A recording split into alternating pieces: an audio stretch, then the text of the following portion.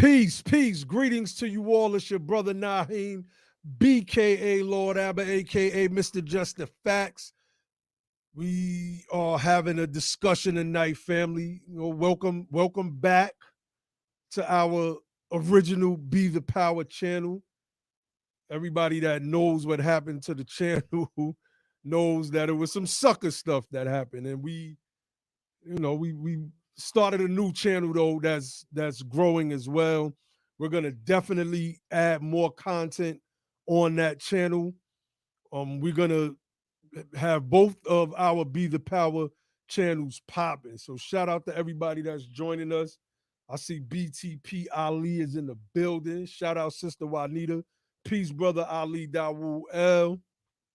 Um, hit that super chat, fam. Hit that Patreon. Hit the Cash App if you want to support. Remember, we still are doing the rally for Juneteenth in Atlanta, Georgia, at the state capitol. Peace, Sister Shayna. We're gonna make some noise out there. We gonna make some noise out there. Oh yeah, it's reparations, reparations, and it's bigger than just a reparations rally. When we say reparations, we tend to only think of the money aspect, but reparations is a broad package that includes the money. We watched Sheila Jackson Lee just, I mean, butcher that last night. I mean, she just butchered it. So I'm waiting for some people to come in. We are having a roundtable discussion tonight. Peace, brother Asim Majetti. And we're gonna talk about the hearing. I want to hear what some of the people got to say. I was watching it, I was getting frustrated, and I settled down after a while because getting mad about it is not gonna solve anything. It's not gonna solve anything. Getting upset, action. At the end of the day, like my man said on that Them series, what you gonna do? What you gonna do? That's what I'm talking about.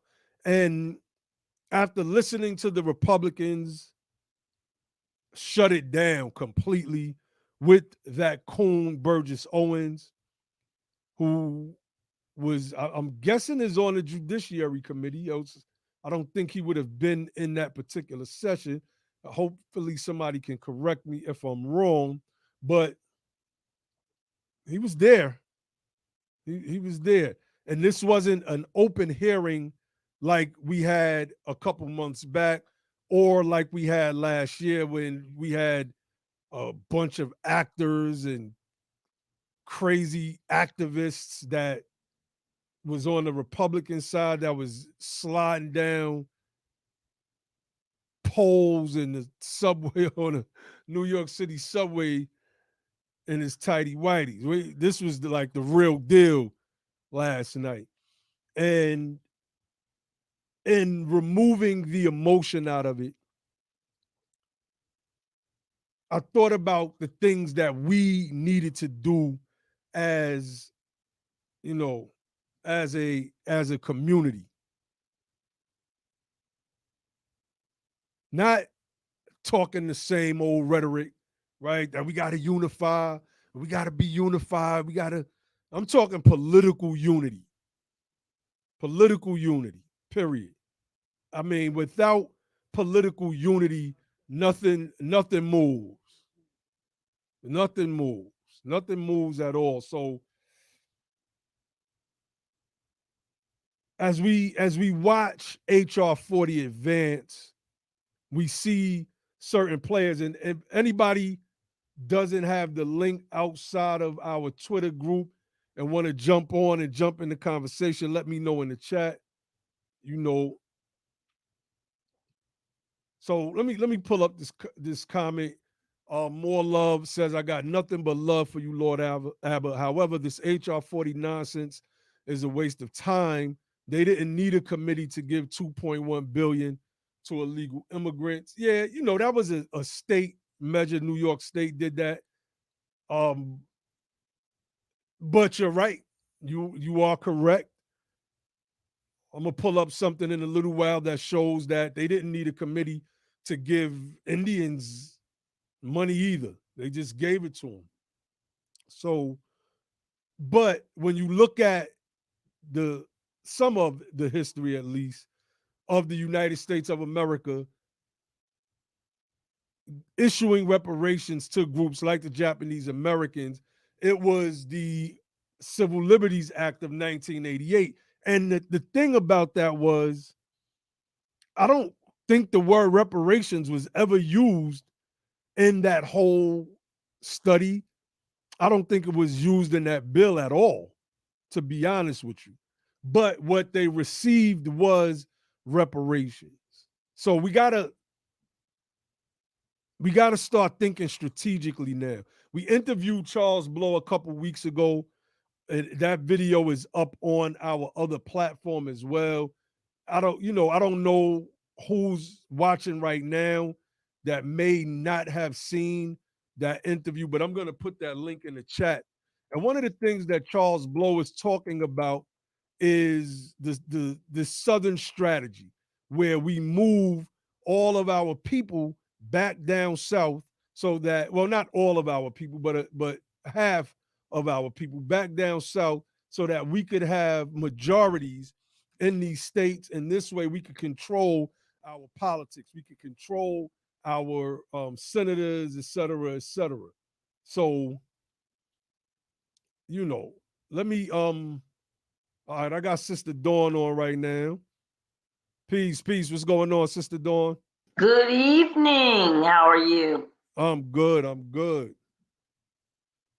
Yeah. So we had a little discussion in the inbox last night, and after I analyzed some of what you were saying, I fell back, and because I understand that this thing is complex in the sense that when it comes to us, it's gonna always be complex.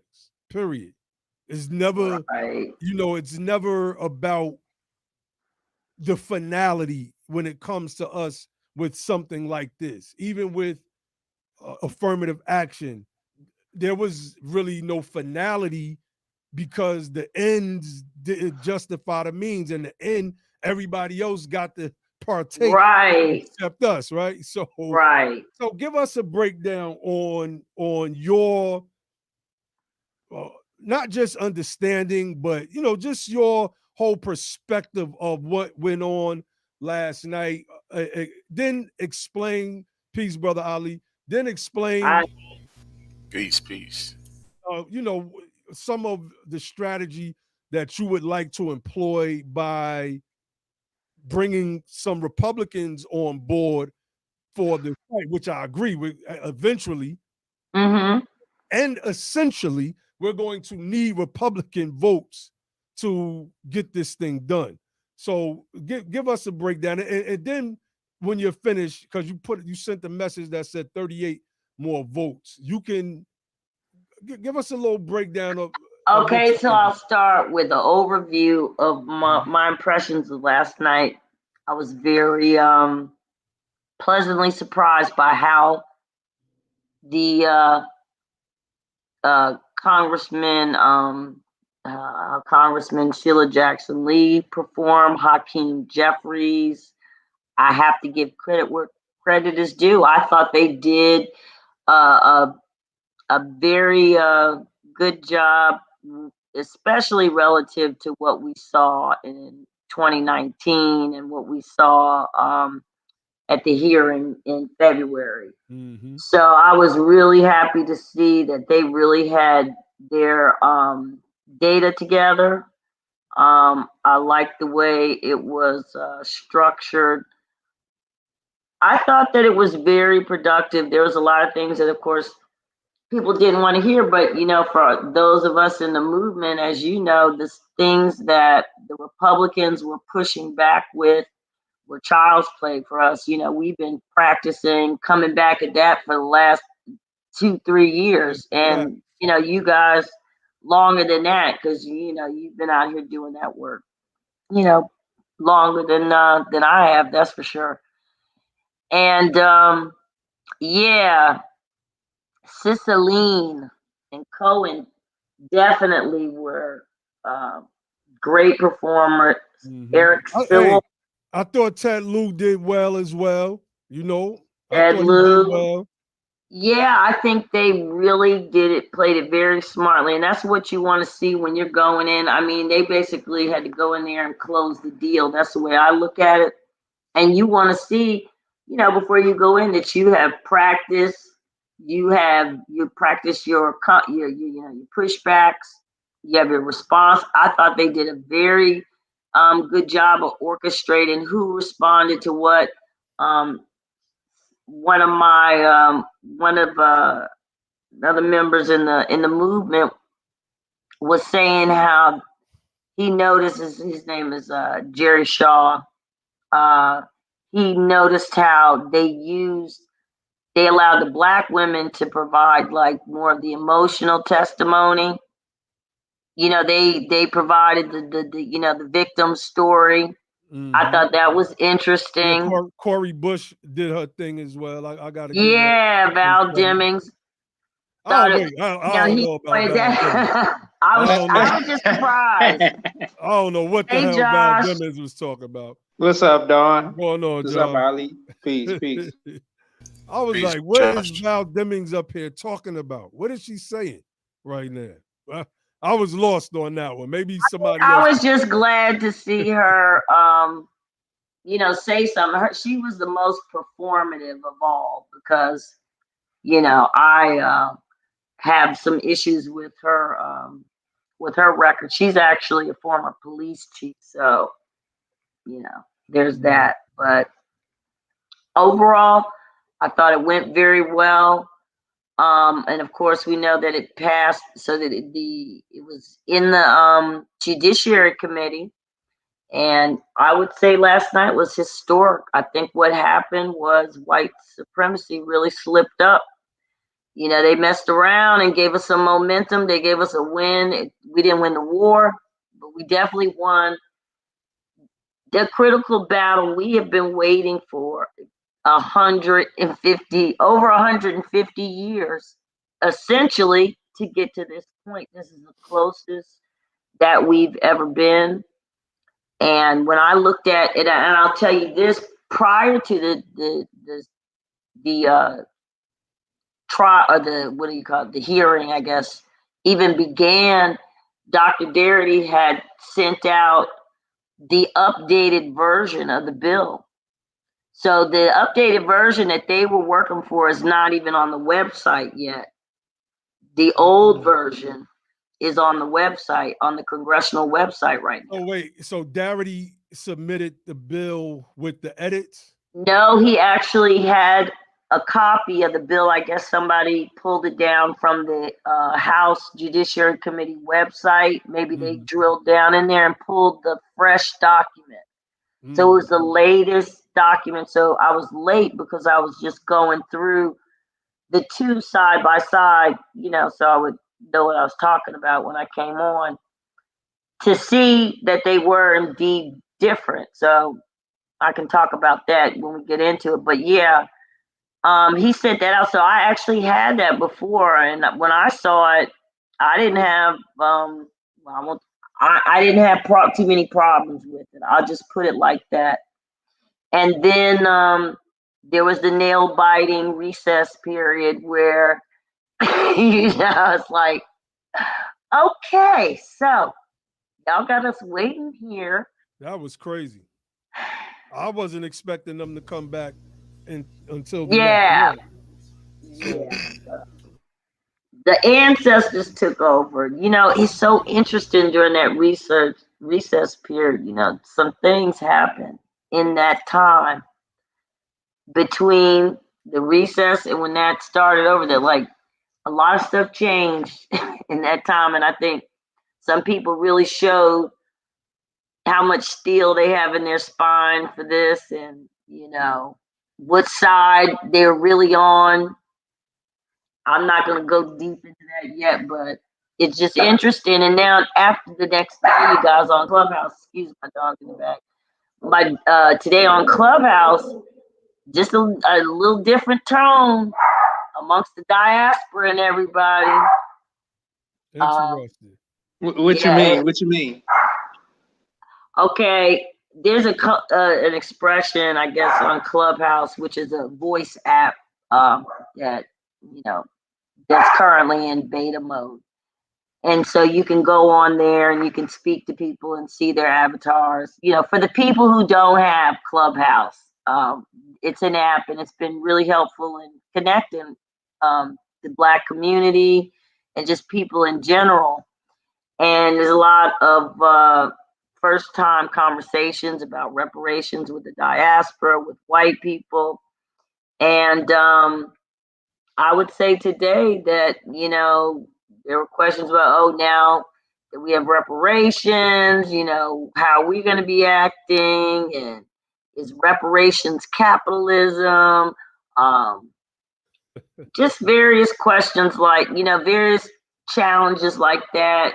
The cousins are acting a little funny, like, what are y'all going to do now? Or, they don't even understand, or people aren't even following it enough, but now everybody's an expert. Everybody's there now today. We got a little taste of positive momentum. Now everybody is a win, but I was feeling myself a little this morning. I was feeling a little ancestrally. I was too. I'm like, man, we don't need that.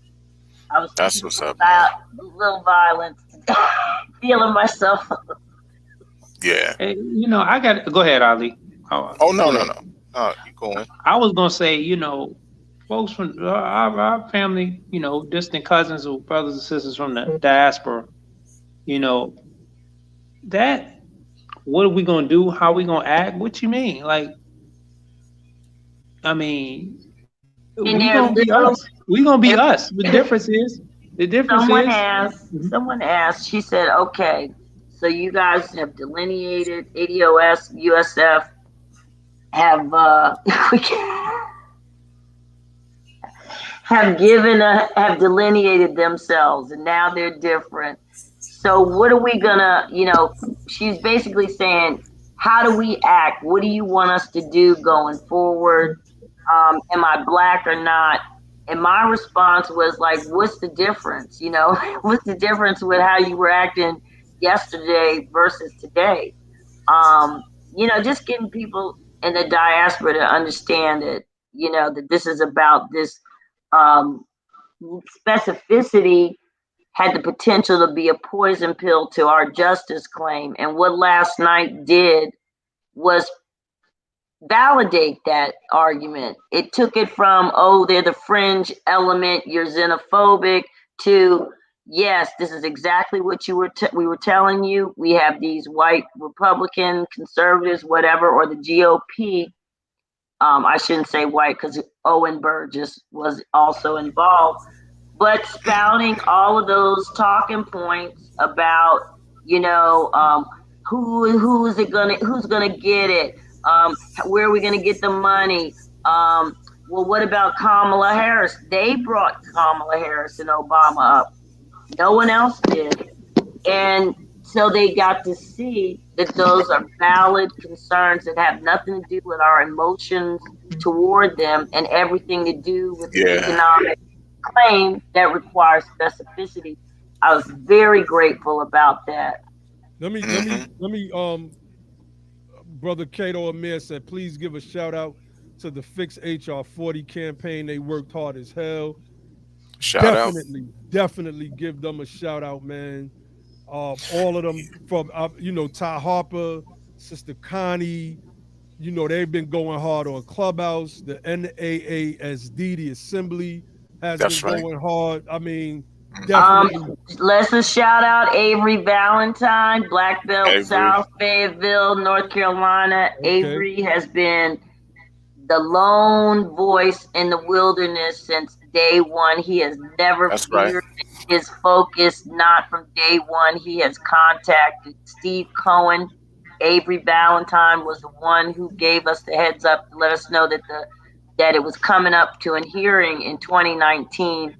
And he has just been consistent when we, all of us have kind of like maybe pivoted or maybe lost focus at times. Not Hmm. speaking for the assembly, I'm talking about the rest of us. He's always stayed on top of that. So I definitely want to send Avery Valentine, Fayetteville ADOS, his flowers.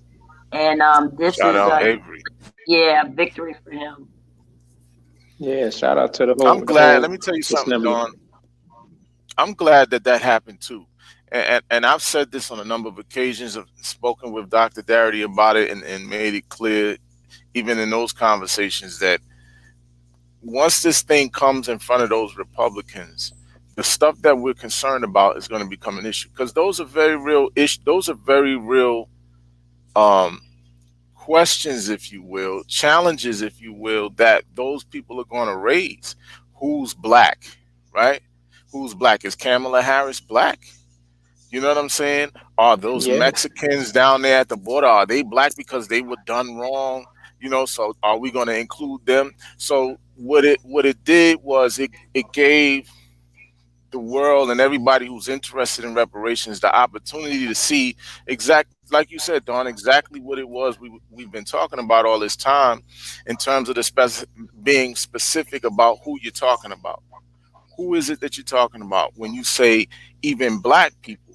Because all black people in the United States did not descend from that institution of chattel slavery. Everybody just didn't. And it's for anyone to think that this thing was going to slip past or slip through Congress without any Europeans or white people, as they're called, asking the question, who's black?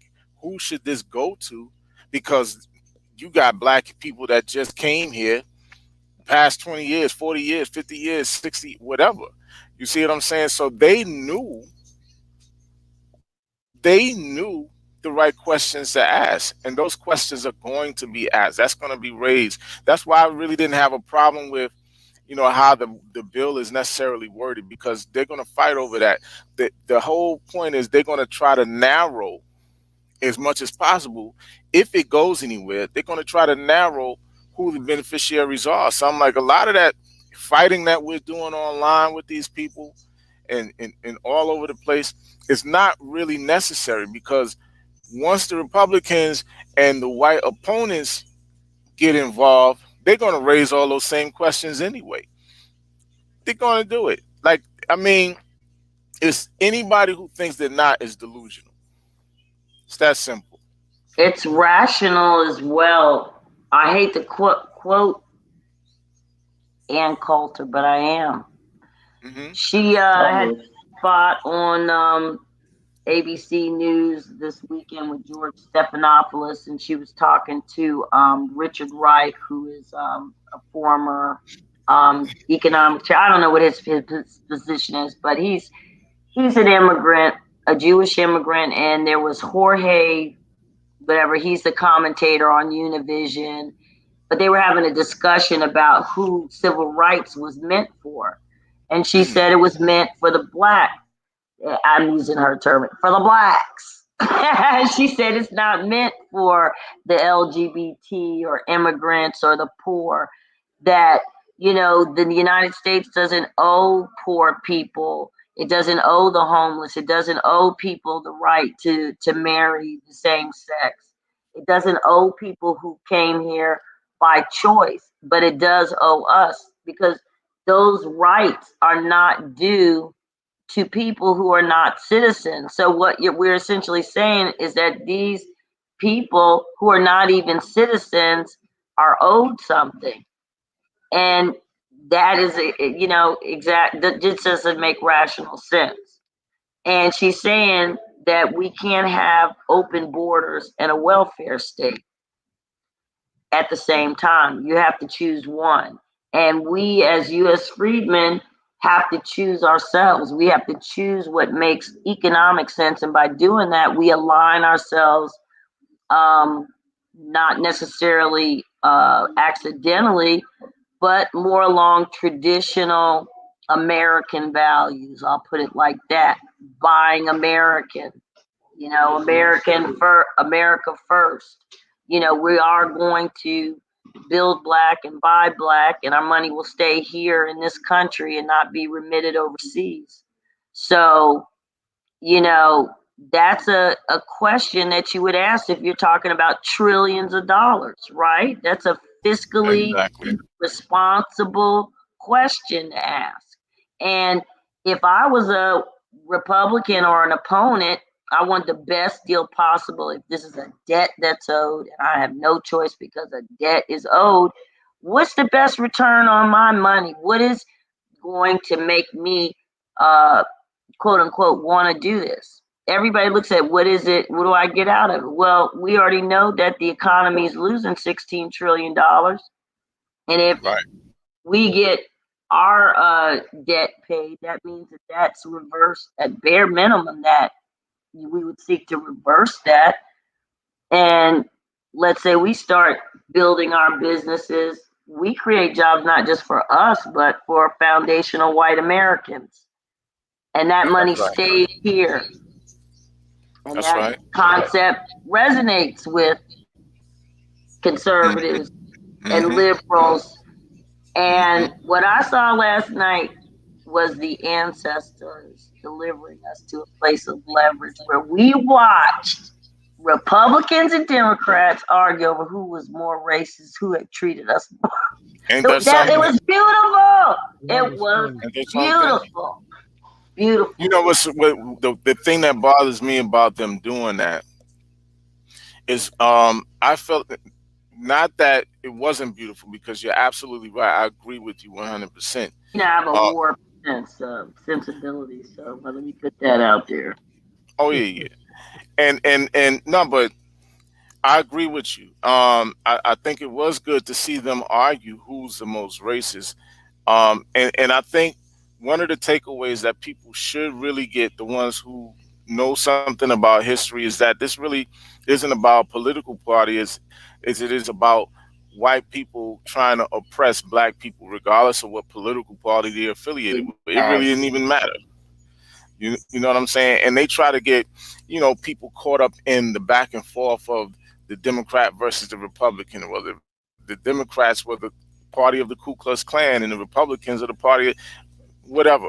The fact of the matter is, white men in particular, and they're women too, but white men had the power to dominate people, and they dominated everybody, including their women, even though they used the women, and the women also were worked against us as well. We saw that, and that was demonstrated in the show Them, right? Oh But yeah, y'all gotta get on that joint. you know, That joint crazy. I know that was one of the books that the ADOS camp had been reading. Was, I think it's called "They Were Her Property" or something. And I know that it touches on the white woman's role in oppression in this country, and we've seen it manifest in a number of ways over the years and throughout history in America.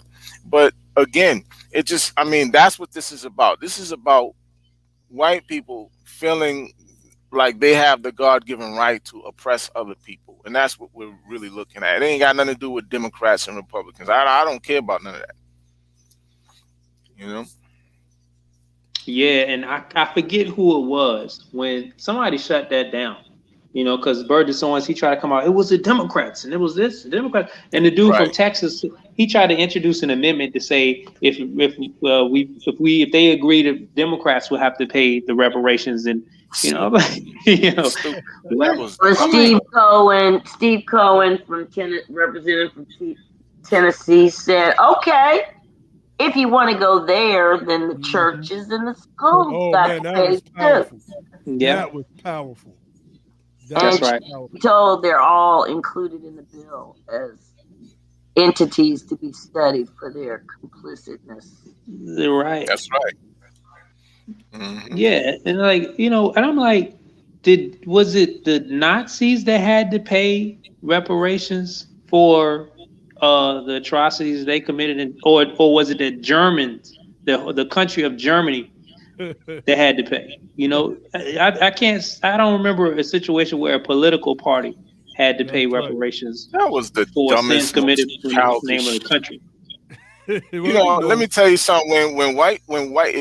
Think about this. When white men run out of arguments, do you notice that it turns into a clown show every freaking time? Yup. Joe Jordan or Jordan, that guy. Oh, he Jim is so Jordan. Jim Jordan. Yeah, He's just he was just stupid. twirling in his chair. He was so frustrated by his inability to control what was going on. It was so funny. I watched him and McClintock, and you could just see them seeing the writing on the wall. It was beautiful.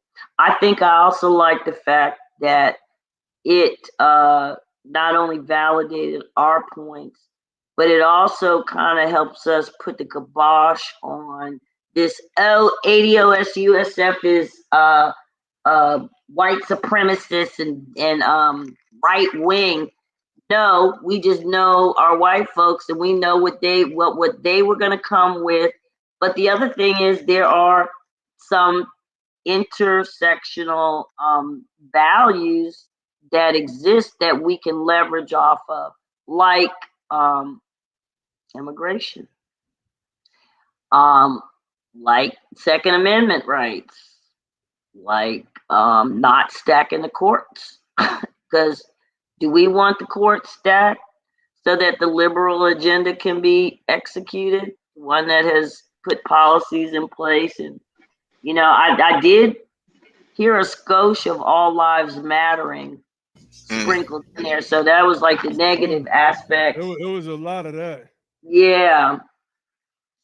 So Yeah, and we don't want the Supreme Courts to be added until we able to secure some southern states. We need to secure some state power, some states, so we can have some authority in, well, I making think them they have to tried to put it run in. those appointments through us. They try to put it. That's what it's going to be really fascinating when they come out with the minutes, the actual minutes from that. All those amendments that they were voting on that Yeah, people were trying to put in. Yeah, I can't wait to read those. Yeah, I mean, because of course they could watch it again, but I'm not ready for that. But there was an amendment, of course, regarding the packing the courts. And I think that'd be an interesting thread of conversation. Someone mentioned how earlier, because we were watching all day, that they didn't, just to see what they used as their lever point, that they try to conflate packing the courts with our justice claim. So that's a poison pill we hadn't expected. We knew that they would come with the specific that, and they did. So we knew how that, but the other thing is this packing of the courts. So I didn't hear exactly what it was or how the Democrats were trying to maneuver that. But of course, the Republicans don't want the courts expanded. And the Democrats, if they did, of course, they would be able to, support their agenda. So they could be coming at it like, okay, we're going to go for reparations and we're going to expand the court so we'll know if it ever gets challenged, it'll be upheld. So the Republicans, of course, don't want to do that. And so we say, well, if they were to hold it up and try to, basically say, you don't pack the courts, we'll go with reparations. And as from our position, we would say, well, damn, that'd be fucked up because now they can sue us and we won't have been able to expand the courts. But I say, actually, the deal is with the Republicans to say, yeah, we don't want to expand the courts either because we don't want 11 million immigrants made, given amnesty. We don't want all those things. So you accept it as is with specificity, with not packing the courts. I guess I'm trying to point out the different ways that it goes and how we benefit either way. If we acknowledge that we do want to limit or restrict immigration, that's going to be their thing. That's what Ann Coulter is telling us. They don't want to pay non-citizens. They don't want to pay Kamala or Obama. So that to them, for us to say to Republicans, hey, Republicans or conservative libertarians, we're not keen on unfettered immigration either. We want secure borders. We want government to get out of our lives. We just want to get our money. We want our land. We want to do our own thing. We don't want the government, we want as little government interference as possible. So they're with that. They're with that as well. They don't want programs. We don't want NARC programs. So we align with them on that. They say, okay, we'll pay you your money, but we want you to go away. We don't want to hear from you again. Can y'all be done? The programs don't work. ADOS USF is like, yeah, they don't work. That's why give us our money. They're like, okay. So they align more with that. A debt. They don't want to hear it. They don't care about the feeling part. But a debt, you down with gun rights. You want to limit immigration. You want to not pack the courts. You want to build families, buy American, keep your money here, reverse that 16 trillion loss, contribute to the tax base through hiring other people who are not us, because we will not be paying taxes. They also like using the tax code to pay reparation. You can get 200% tax refunds. You actually can. You can make $20,000 a year and get a $150,000 tax refund. It can happen. So I don't want to go too far down the rabbit hole. I'll stop there. That's interesting.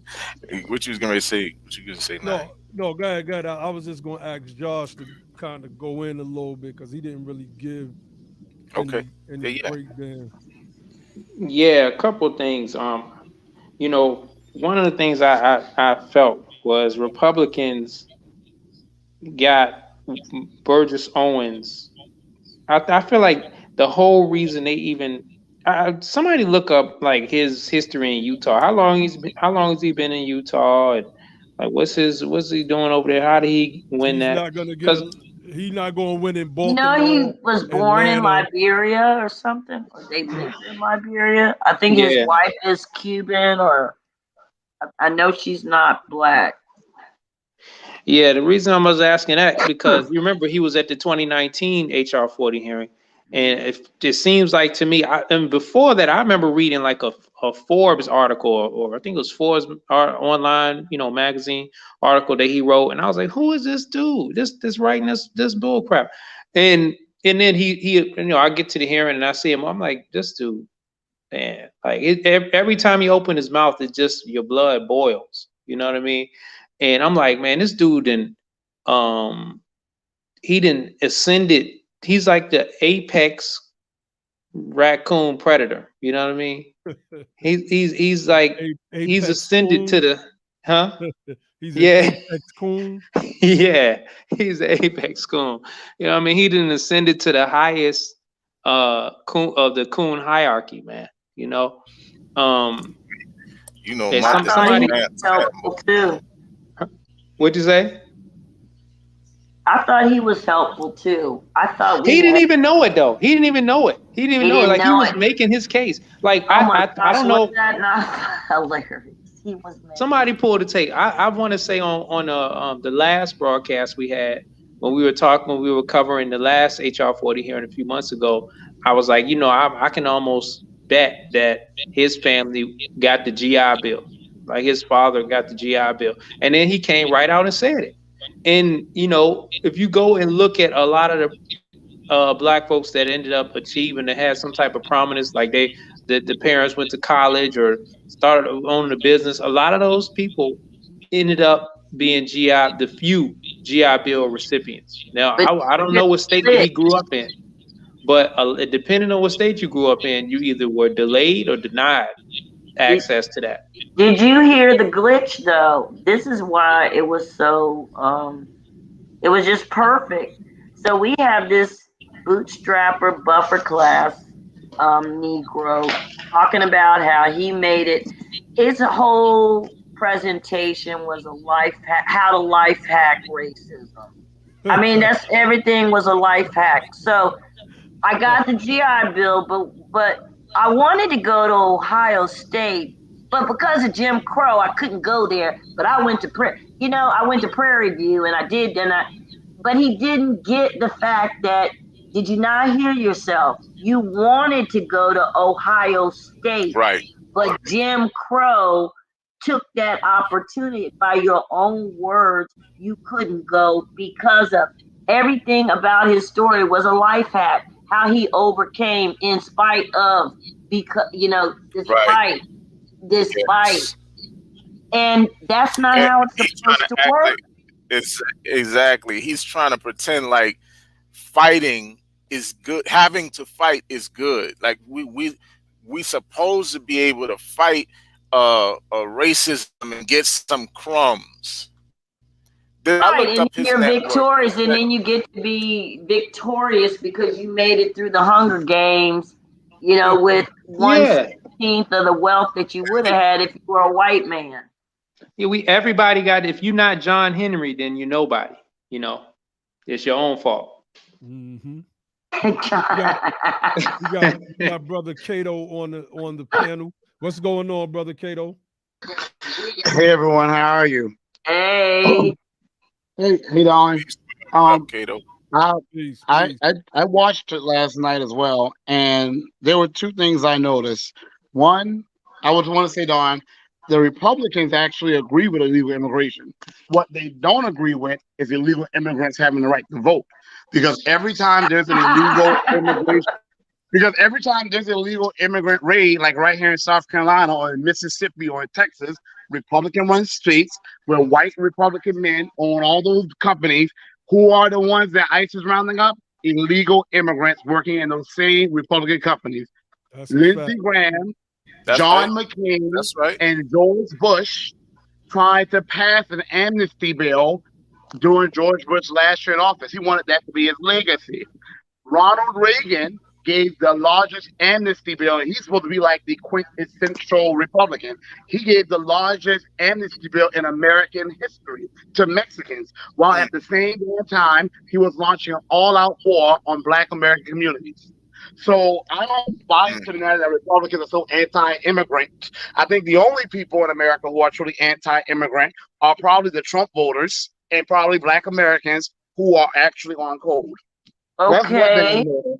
And I will agree with that, and I will raise you this. So that's true, and you're like you're getting into the nuances. So what you have, then you got to do another split between corporatists, and you got to do another split between the heads of like the organization heads, and then the regular people on the ground. So the type of conservatives I'm talking about are not the ones that are on Fox TV, right, or the ones that were showboating. I'm talking like there's 435 members of Congress, I think, or 538, and a lot of them are just regular, ordinary people who are not, raging, talking point jockeys for Fox News.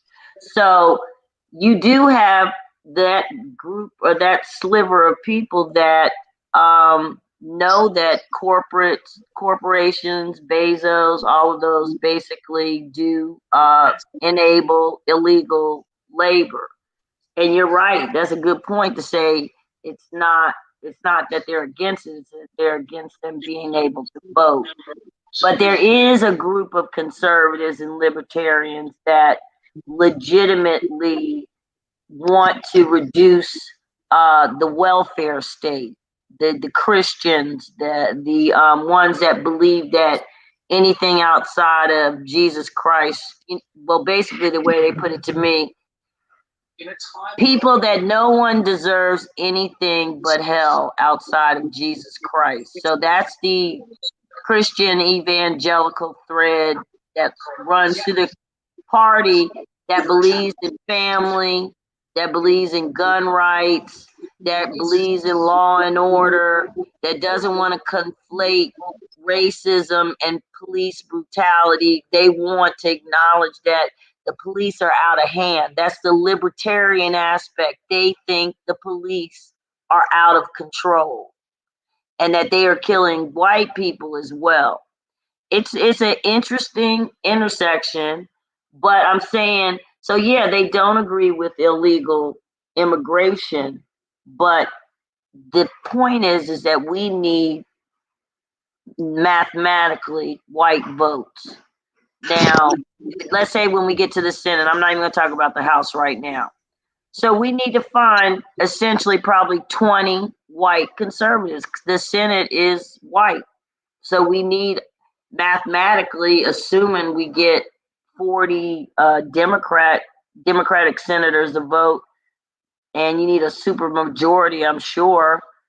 So let's say 20, we need to convince 20 conscious, high frequency, conservative libertarians to push back against, to say yes, to be the leaders for the Republican Party and say, yes, we can do reparations if we all agree to limit immigration, or we agree to give amnesty to the dreamers, but in birthright citizenship going forward, or whatever. The point is that immigration can be a negotiating point that we use to bring Republicans on board, that supporting gun rights and the economic case. Man, There's bro, something else I you talking about. noticed. Go ahead, Kato. No, I'm sorry. Go ahead, brother. Go ahead. You got it. There's something else I noticed. Speaking of immigration, I don't know if y'all caught Congressman Correa. The first thing he spoke about when it got to him, he mentioned about how Mexican Americans were wrongfully deported back to Mexico, and that he was hoping that maybe in the line of reparations we can address that. And then the other quote unquote Hispanic, I call them mestizos because, like I tell people, I'm very reluctant to racializing the term Hispanic because they're not a racial group. And there's a reason for that, because a lot of them vote white, even if they look like me. Or they classify themselves as white, but that's the whole other story. Congressman Issa, he tried to use the whole immigrant who came here from India and pulled themselves up by their bootstraps as well. Now, I was glad, what's her name? Jayapal I forgot her name. Jayapal, I forgot her first name. Pramila Jayapal. She sort of pushed back on that and mentioned that, you can't compare the experience of immigrant groups to Black Americans who have gone through centuries of disenfranchisement. There was another thing I noticed. This point I think was the most powerful to me that I think people missed out on. Outside of all the history, which I think was good for people to hear, Congressman Zoe Longfriend, I think that's the white lady's name. She only spoke once. She said she was speaking with John Conyers when he first introduced the bill. And when he was talking about all the historical injustices that Black Americans have faced, remember she said that she was like, okay, but what that got to do with me? My father came here as an immigrant. He didn't have anything to do with slavery. But then she said she reflected on it, and she remembered that her father or grandfather fought in one of the wars, was able to get a house because of the GI Bill. And because of that house, he was able to develop wealth, put her and her sisters through college, buy a vehicle, and all those things that led her to where she is. And she said, didn't hit her. That was Because that was powerful. Powerful testimony, man. And we always throw out this statistic, and I got this from Here to Equality. When I read this, I was like, huh? And I started thinking about my own family, but I think it was like 1947. This is Mississippi, the state of Mississippi, I think had 3,500 GI Bill beneficiaries, and that the state had processed and administered or whatever. And out of those 3,500, I want to say it was only like 2 black. Maybe it may have been 3, but I want to say it was only 2 black folks out of that. That's crazy, and that just goes to show. And then I remember it was also I was listening. I said this in a prior program, but I was listening. Y'all go check out Dr. Darity and Miss Mullen, Kirsten Mullen's podcast on. I think it's on SoundCloud. I can't even remember what it's called, but they're doing it with I think UNC. No, not UNC. Duke. The Duke organization, and they were one of the people that was on there was testifying how she had received, because we talking about the GI Bill. Well, let's move over to the Homestead Acts. The Homestead Acts where almost exclusively white Americans were given 160 acre plots of land, all the way up to 640 acres of land that was given away. That was essentially 25, I think 10% of the land in the whole United States, and 25% of Americans today can trace their family wealth building origins to the Homestead Acts. It was one story about how one family was given land and they passed the land down, and all of a sudden somebody found some natural gas, and it ended up being the largest deposit ever found in America of natural gas. And the first check that they got was like 100,000. We didn't get that, but that's wealth. That's wealth, and that's what was stolen. Was denied. If we would have had it, they would have found a way to they would have taken it from us. That's a fact. Eric Swalwell, I know y'all mentioned him already. He brought up the example. I was like almost clapping. We brought the example, the modern day example that just happened this week. The family Manhattan Beach, and how they had the property stolen from them. The property is worth estimated $75 million. He brought out, imagine how different their lives would have been if they had access to that property. And it made me think of what's going on here in South Carolina. In the South period, my family has, like I always tell people, heirs property. And that's because my great grandmother and grandfather didn't leave a will. They were probably illiterate because they were both enslaved on Fripp Island, which is like a vacation island now. It was a rice plantation then. And their last name were Quash and Molly Fripp. And they were given land through special field order.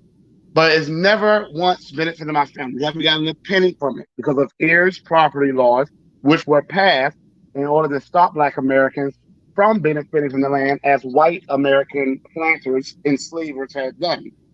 And Eric Swalwell brought that point out, because I think what happens, the Republicans are trying to make it all about slavery, including that old castrated coon on Burgess Owens. They were trying to make it all about slavery.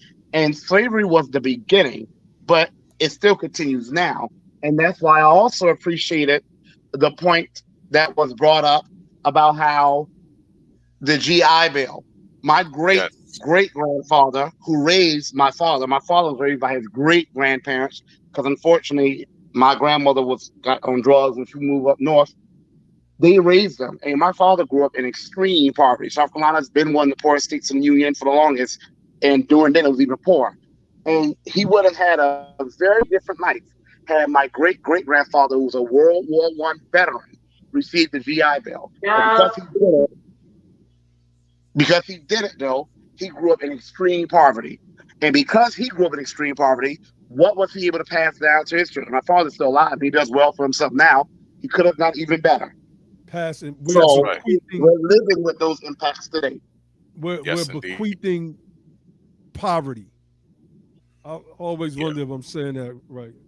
You're saying that right, for sure. I have the same thing. I was doing some tree hunting, and I came across, I mean, I had known this ancestor, but I guess there's just more and more information available, or I'm just looking longer. But I found out that my third great-grandfather was a Buffalo soldier who was denied his pension. I have the form where his pension was denied. And it wasn't until after like 10 years after he died. So he was born was he born a slave? But he fought in the Indian Wars, so that's where he got his.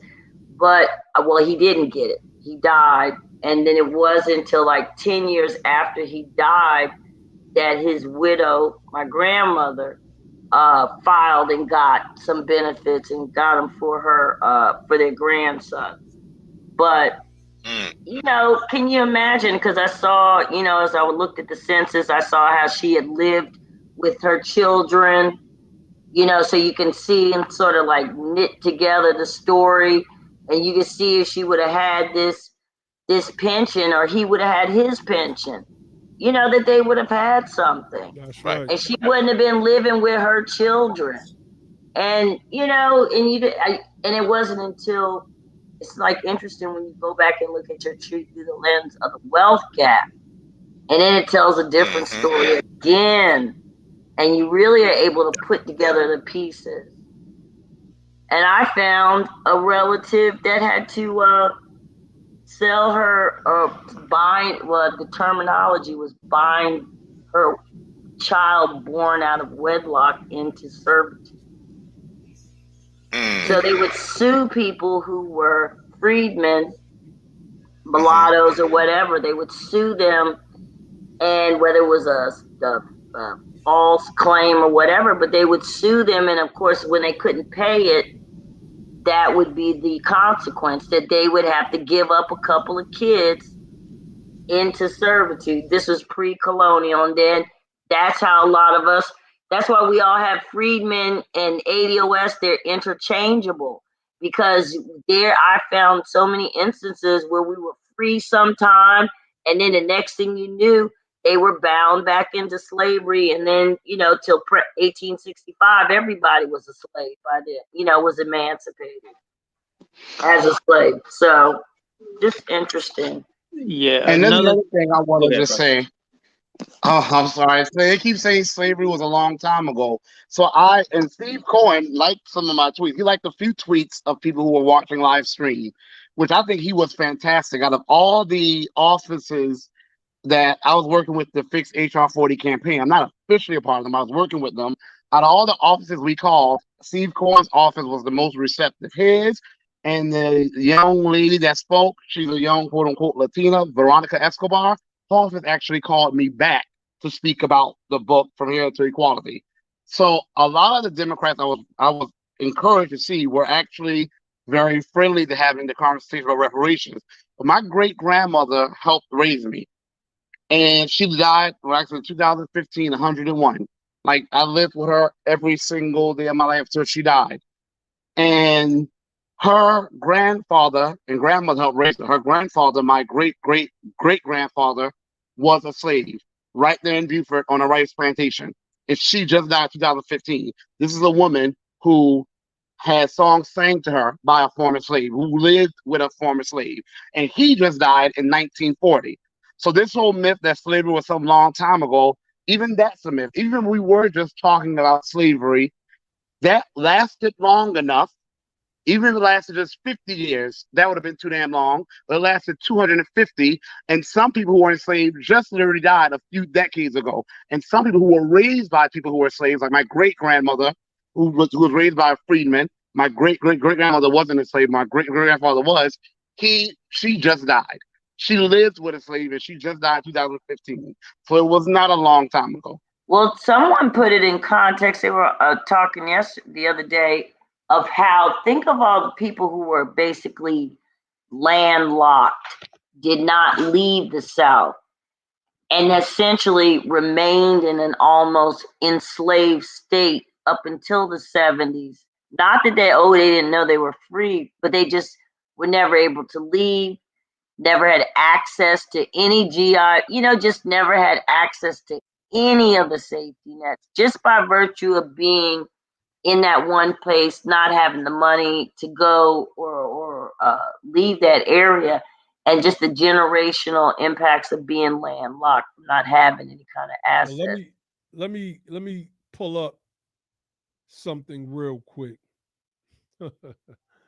Let me pull up something real quick because this issue about money and how it's going to hurt the economy, how it's going to be divisive. Every time when it comes to us in Oklahoma, there was a bill for local reparations.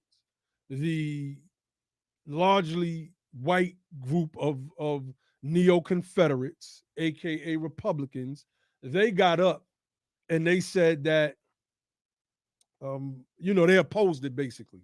They fought tooth and nail, called it racist because it was targeting one specific group, et cetera, et cetera. But here is from the Indian Country Today.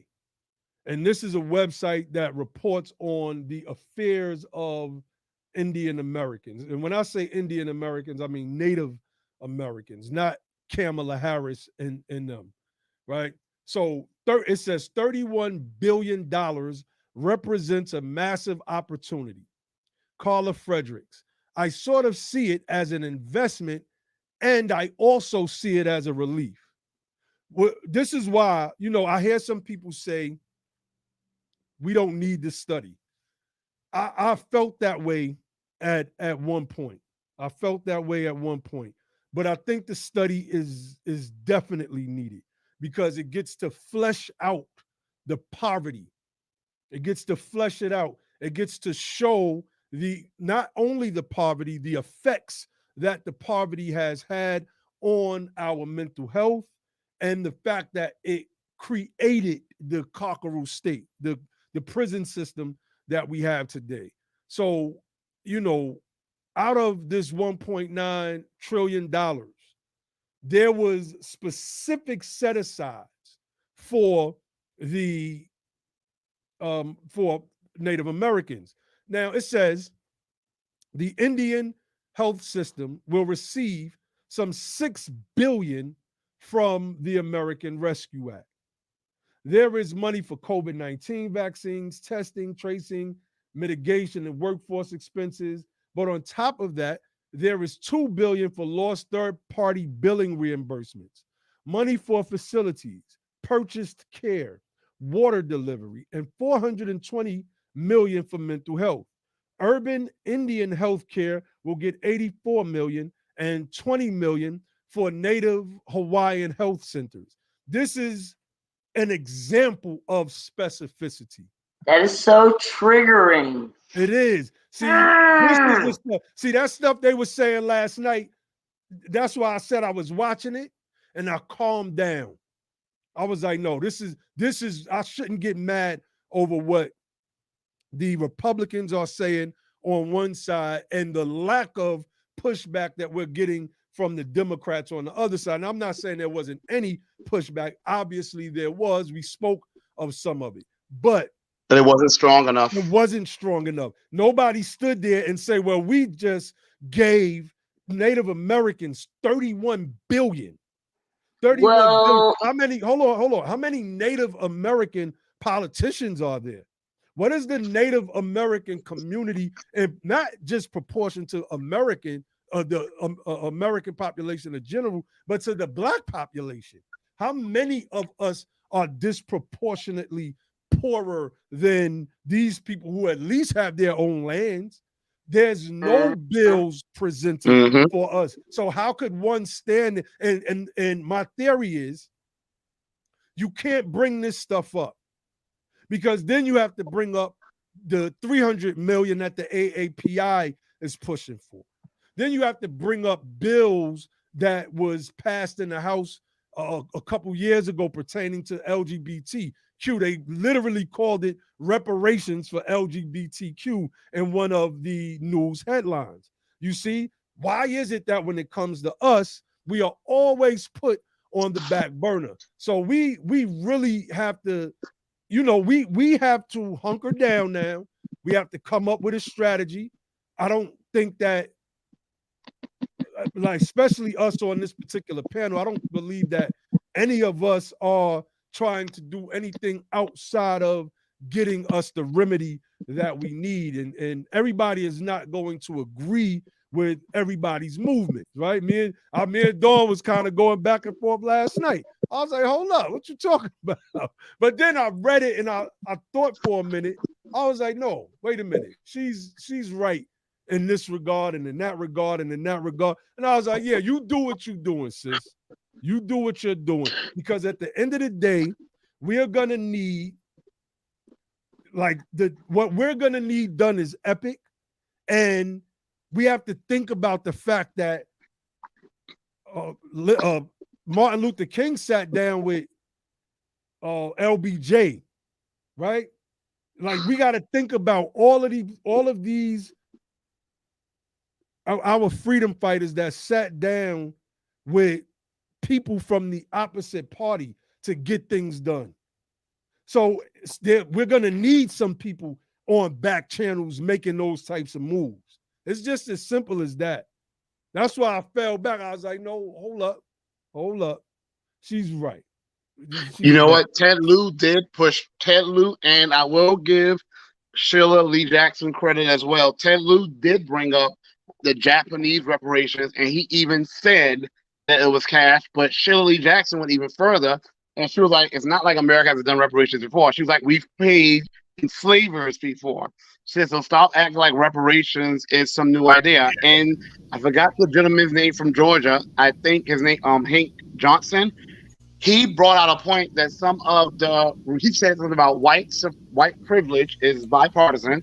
And he said that some of the white people sitting in the chamber right now benefited and inherited wealth from the institution of slavery. So there was pushback, but like you said, Naheem, it's not going to be as forceful as people who are living the struggle. And that's my main issue with Congress. Once in Black Congress people, even the ones who are sincere, like Cori Bush, once they get into a certain level, they seem to sort of tone down their passion. And that's why, like I said, I'm going to run for office. It's going to be symbolic, probably not going to win, but all I want to do is get a platform where I can get this message some traction, and I'm not toning down a damn thing. That's right. That's right. Hey, look, I think it happened the way it was supposed to happen. Ultimately, yeah, did you guys notice? But like you said, I don't know if they meant to do it like this, but we spent the first 6 hours watching them talk about immigrants. They laid out all the money they were showing out to them for when they tried to bring up the Supreme Court packing during those immigration discussions, they were shutting it down. They was basically when they tried to bring up the Supreme Court packing. If you pay attention to those first 6 hours when they were debating those two immigration bills, they was basically shutting that stuff down. It wasn't until they got to the reparations bill that they basically let that conversation go on. I wasn't feeling that. I think they did that on purpose. None of them was trying to talk about it. That's why. Wait, but so who was it? Because I had to go back and watch because I had to come back. I was so frustrated. I think that was planned, by the way. But yeah, yeah, exactly. So they teased it in the beginning, and that's why I said they think they both slick. But the point is if the Democrats can't come to us, we shouldn't allow the Democrats to come to us and say, you know what, we tried to get it passed, but they wanted to, we wanted to expand the court. They wouldn't let us, so the bill died. No, our response would be, no, we don't want the courts expanded either because we want secure borders, because we don't want immigration put before the debt that's owed to us.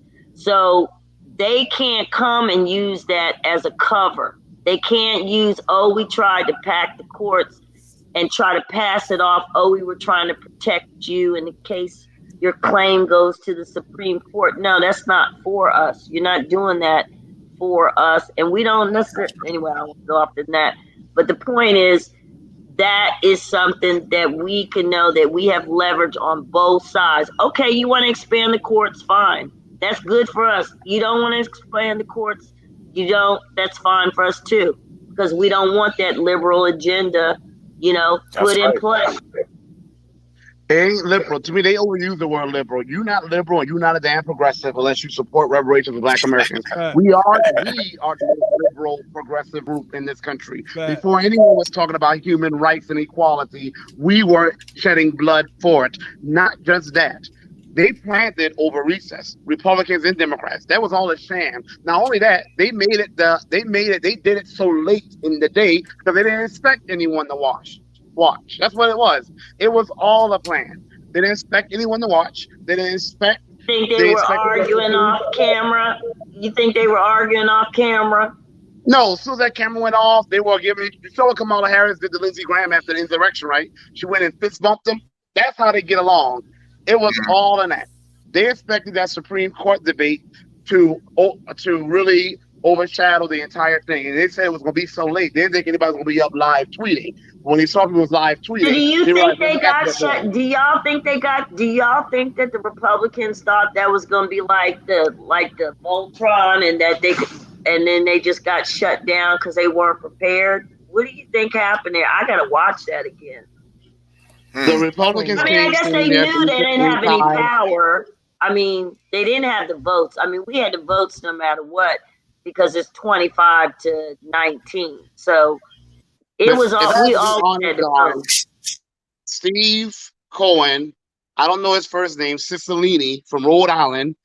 And I will say Hakeem Jeffries too. You could tell they were the most prepared because they were going down the line with actual history. And Steve Cohen, you can tell he prepared for Republican talking points. He shut down that whole Democrats paid. He was like, well, then all the southern states need to pay. South Carolina, Louisiana, Alabama, Kentucky, all the states. Oh, that was powerful. That was a great comeback. Yeah. That was. He dropped that ether. And I was afraid they was going to let Burgess Owens intimidate them because they was probably going to think, well, we're white. And he's a black man. On there, but I'm glad Cicilline kept pushing back on him, and he was like, "This ain't about what your individual circumstances are." He was like, he said the exact words that Sheila Jackson Lee did too. It was a claim against the government, and Pramila Jayapal said again, the people that own slavery may not be around, but the government that perpetuated it, and even okay. I'm gonna take away from her because this is what Gia Prawl said. She said, they fell into that, and we have to check them on that. They fell into that minimum. This is just a study. It's not like we're asking for money. It's just a study, continuing to minimize. And in saying that, she said, guys, this is just a study. What she said, this will result in policies that we hope that, she said, this will result in policies that will help everyone and hopefully disproportionately impact Black Americans. That's exactly what she said, almost verbatim. You know something? I have to say the worst person on that joint was the worst person the person I would say I was the most disappointed in. I don't even know if I should say disappointed because I don't really know that I had expectations from them before, but I just couldn't understand how she wasn't ready in this moment. What was the sister's name that Jordan Davis' mama? No, Jordan Davis' mama. Macbeth. Oh, Lord. Macbeth. Very disappointing. But Karen Bass, how about Karen Bass didn't even speak? Karen Bass, she had a meeting with the assembly, and she was like, well, if y'all maybe, pretty much she was like, if you kind of tone down the direct payment line, I can sort of wiggle in there. And she didn't say a word. The only time she spoke when she said, yeah, I was surprised for that. She didn't say a word. Like I said, the most prepared people were really, to me, Cicilline, Steve Cohen, Hakeem Jeffries. They were the most prepared. And also, I'm not going to get so mad at Pramila Jayapal because she did keep bringing up the claim against the government. The reason she was going on about it's just a study is because Sheila Jackson Lee kept saying it's just a study. It's not a check. It's not just a check. Don't limit it to a check. Not though, because remember, it's gonna be some damn checks. That's right. Remember, the Republicans brought up the $20 million pretty much early on in the conversation. What did they say about it? They said $20 million for 15 people to spend is ridiculous. That's what they said. You know what I'm What was saying? the comeback? Say it again. What was the comeback? What did they say back to There that? was no comeback that I heard. There was no See, now comeback. the comeback should have been the comeback. So let's say what I think the salary is $175,000 a year times 15 people, because now they're not going to let anyone be a government official. So that's $2.625 million. That means that 17 million would go toward the staff, the compiling the data, the calling in experts, putting them up in hotels, reimbursing them for travel. You know what a strong proponent Tara Pari, of a founder of Black Pack, is of Negroes getting paid for their work and not taking a year off, like we can afford to take a year off and just do this kind of work. You want people who are going to be able to do the job. But the other thing is government. I mean, there's staff employees. It says in the bill that they have to read. Like if they ask the Department of Commerce for 50 reams of paper, they have to deduct it from that $20 million budget. If they say you need to come over here and we need this expert to fly in, they have to pay for them, Darity to fly in or whoever to fly in and testify before them.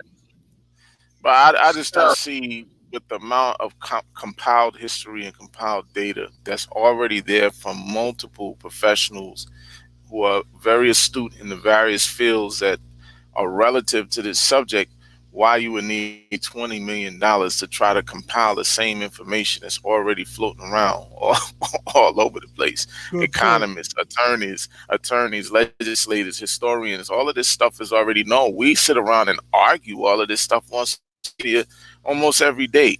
So I don't see the purpose of a $20 million budget to reiterate the same things that the average everyday citizen pretty much already knows. Even the whole idea of how to fund this, whether you're using taxpayer money or based on, say, like the modern monetary theory, where this money is actually coming from the government, the sovereign currency creator who creates the currencies in this country anyway. You know what I'm saying? So to really to think that we actually need $20 million to reiterate information that's already floating around is, to me, is really kind of ridiculous. I'm gonna tell you what that money, why that's important. Because first of all, you have to actually, have people who work for the government who, like I said, the staff has to be paid. So that's like part of their staff budget, who are going to do the administrative work. You're going to have to compile this information, but it's not only that. They have to come up with proposals. They have to do work. I mean, they have to, there's work to be done. I mean, there's reports to be done. You have to, maybe it's already out there, but it has to be gathered together, packaged. They're going to have to come up with conclusions. They're going to have to review proposals. Yeah, Dawn, but all they're going to do is read what we've already done. They ain't going to do nothing but sit on the behind. No, okay, well, here's the kicker. Here's the kicker. You guys, I'm about to, let me crush this. Let me land my plane. Let me land my plane. Let me land the plane. Let me land the plane. The plane is that money. The money is going to result in the infrastructure of the Freedmen's Bureau, guys. Come on. That's what it's going to be. That's going to do what? That will be extra. This is how it works. Commission. I don't know about that one. All right. Well, I'm telling you. You're gonna have to I'm right. I'm right. Give us the breakdown. Okay, listen. I'm right. Okay. Right. I didn't tell you. We hear you saying you right. We hear you saying you right. Listen, we don't know you right. Go ahead. Okay, listen. This is how they work. This is how it's commission and staff agency. All the executive orders are set up like that. All bills, they have a commission, then an agency. Now, it might not have a name, it might not be called, but they will set up an interagency work group of some type. And that will be the seed organization. Now, this is the way Cobra has it envisioned. So what they have envisioned, okay, the commission comes up with a proposal. Oh, well, they want to choose our proposal. Now we are going to be in charge, but it's going to be called the national, whatever name they gave it. But that is essentially what that money is. It's the infrastructure. It's going to set up. It's going to set up the agency. That's just the way it works. It's not the AAPI executive order that has in it. They had the commission, and then they had staff that compiles the data. If you read through it, exact same language. And then the agency, the commission went away, but the agency stayed, and the agency is now the Office of New Americans. But here's the issue. There's two things I noticed, y'all. I noticed, first of all, we do it. It ain't us. If society wants to hold on to this. But one thing that really ticked me off about that Burgess Owens is he was doing all this, classic bootstrapping. But my thing is this: white America ain't pulled their bootstrap stuff for nothing. They got their wealth from handouts. And that's why I was glad when Hakeem Jeffries brought that up. They got there, and actually, Democrats, they were on cold as far as that part went. They kept bringing up all the times the government pretty much built and gave handouts to white Americans at our expense while violently excluding us. So whenever somebody wants to come up with this, oh, I made it, I went through all of that. Well, hell, you shouldn't have had to. That's like me saying, that's like a woman saying my husband was abusive, but he didn't kill me though. But okay, that's dumb as hell. You shouldn't have to have gone through that. So just because we made it doesn't mean it was okay for us to have gone through it, especially when white people haven't gone through it. The second thing that this made me realize, and I've been on this for a while, is somehow, some way, we have to have our voices amplified in the media. Because what I'm afraid is going to happen, and Dr. Darity and Dr. Mullen, they brought this out with Representative Barbara Lee. Who the hell is going to be on this commission? If we get a bunch of N-Cobra bootstrappers like Virgin Owens, what good is a commission going to do? I'm so sick of us saying the commission. If we get a bunch of coons and tap dances, what good is the commission going to do? We need to make sure we get real people on that commission who know the pain, who have a passion and a love for their people, who's not going to back down. If not, we're going to get reparations. It's going to be Evanston on a grand scale, 25% off of your next auto purchase, and that's going to be reparations. All right, wait, hold on. Let's introduce Brother Prime. Push out Brother Prime. No, I feel you on that, Cato. I'm definitely with you on that. Let's introduce our Brother Prime to the panel. What's going on, brother? What's good, family? Can y'all hear me? Oh yeah, loud and clear. Hello. What's shaking? We in the building. New York in the building. Let's go. Hey. Yo, so what did you think about the hearing? Back on. It's good to be black at it again. Indeed. What did you think about the hearing, the HR 40 hearing? What were your thoughts and takeaways, etc.? It's pretty much in alignment with a lot of what y'all saying. I think that they could have went harder, but I liked who was that? It was Cohen. It's this one guy I really liked, Jeffries. I think that was his last name. Yeah. He was like really breaking it down. He was pointing out how, it wasn't just about, slavery and everything, because a lot of people, they get locked in on, the slavery thing. That's just like, the foundation of it. You know what I'm saying? They don't, the reparations claim also goes into the redlining, convict leasing, predatory lending, excluding us from the access to wealth right now. The police genocide, the institutions, the institutional racism and things like that. So gentrification, I'm from Harlem. Harlem ain't looking like Harlem right now, if you know what I mean. You know what I'm I saying? want So y'all to check out this new that updated version. They really beefed it up. I dare y'all to read it. No, we're gonna check it out. We're gonna. Let me ask you, Don. Since you read it already, Don, did they? What kind of language are they using? Are they dealing with more specificity now? Because we've been putting a lot of complaints out there about specificity, or they still I with don't want the. to say that they did more so of that, because I thought that the language that they use in terms of saying that people descended from slaves, and I thought that the language that they use to me seemed pretty specific. But they go in and they talk about more, they beef it up, they added, well, you know how we talk about protections and how can it be really reparations if they don't include the 13th and 14th. They actually went in, and that's why Sheila Jackson Lee added those pages of the Constitution to the exhibit, because they actually changed one of the it was number 5. It now says the brutal overthrow.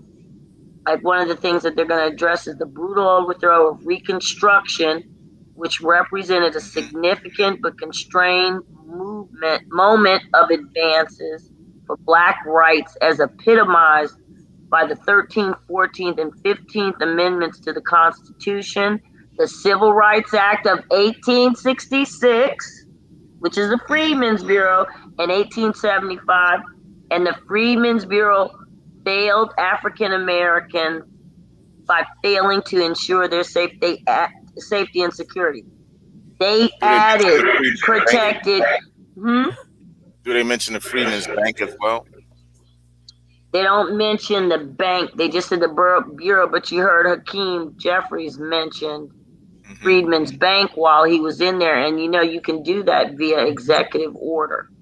But I looked at that, so that's one they beefed up, and then they went into the next section and they beefed that up, and instead of just saying, Jim Crow, they actually went in and they listed the Homestead Act. They mentioned the Federal Housing Administration. They mentioned the GI Bill. They mentioned the Fair Labor Standards Act. They mentioned, and then they went on, but they included like 3 or 4 new sections, which I think are significant. I mean, I don't know what everybody else is looking at, but I thought those were. I don't think everybody's seen it yet, but if I take your word for it, I mean, I think if they've added those things, because that does add more specificity to right to our tribe. Exactly. Because they're saying the time. It's saying right here, the times. It says examples of discriminatory federal government actions directed against African Americans include the creation of the Federal Housing Administration, the legislation created Social Security programs for which most African Americans were purposefully rendered ineligible during its first 2 decades, the Servicemen's Readjustment Act of 1944, commonly known as the GI Bill, which left administration of its program to the states, thus enabling discrimination against African American veterans, the Fair Labor Standards Act of 1938, which allowed labor unions to discriminate. All of that is new. So, that's in the bill. Yeah, that's important. That's all new. That's good. That's good. Be careful, because they were saying something of that last night, and then Sheila Jackson Lee, I don't know if this is true, is her father from Jamaica, because people were saying that. If that's true, okay. Well, if that's true, they were on that page. They were mentioning all the historical injustices against Native Black Americans. The next thing I knew, she was throwing her father up in there. I thought she was her father named the bill. So don't put it past them to say, that's right. You see, the redlining happened and Jamaicans were there, so they need reparations too. I don't trust them. Well, they are going to. Well, I'll tell you what. They are going to. I can see them trying the veterans angle, and I'm gonna just say I wouldn't be mad at that because if you're willing to go into the military, maybe I can see that. I mean, if that's the play, that she would make, I could see that she's going to get pushback from all of that. But I could see a conservative yielding on that point. That Yeah, okay, black military vets who may have wanted to use the GI Bill and didn't get to use it. I could see that rationally being somebody saying that's a decent compromise. I'm just saying I could see them saying.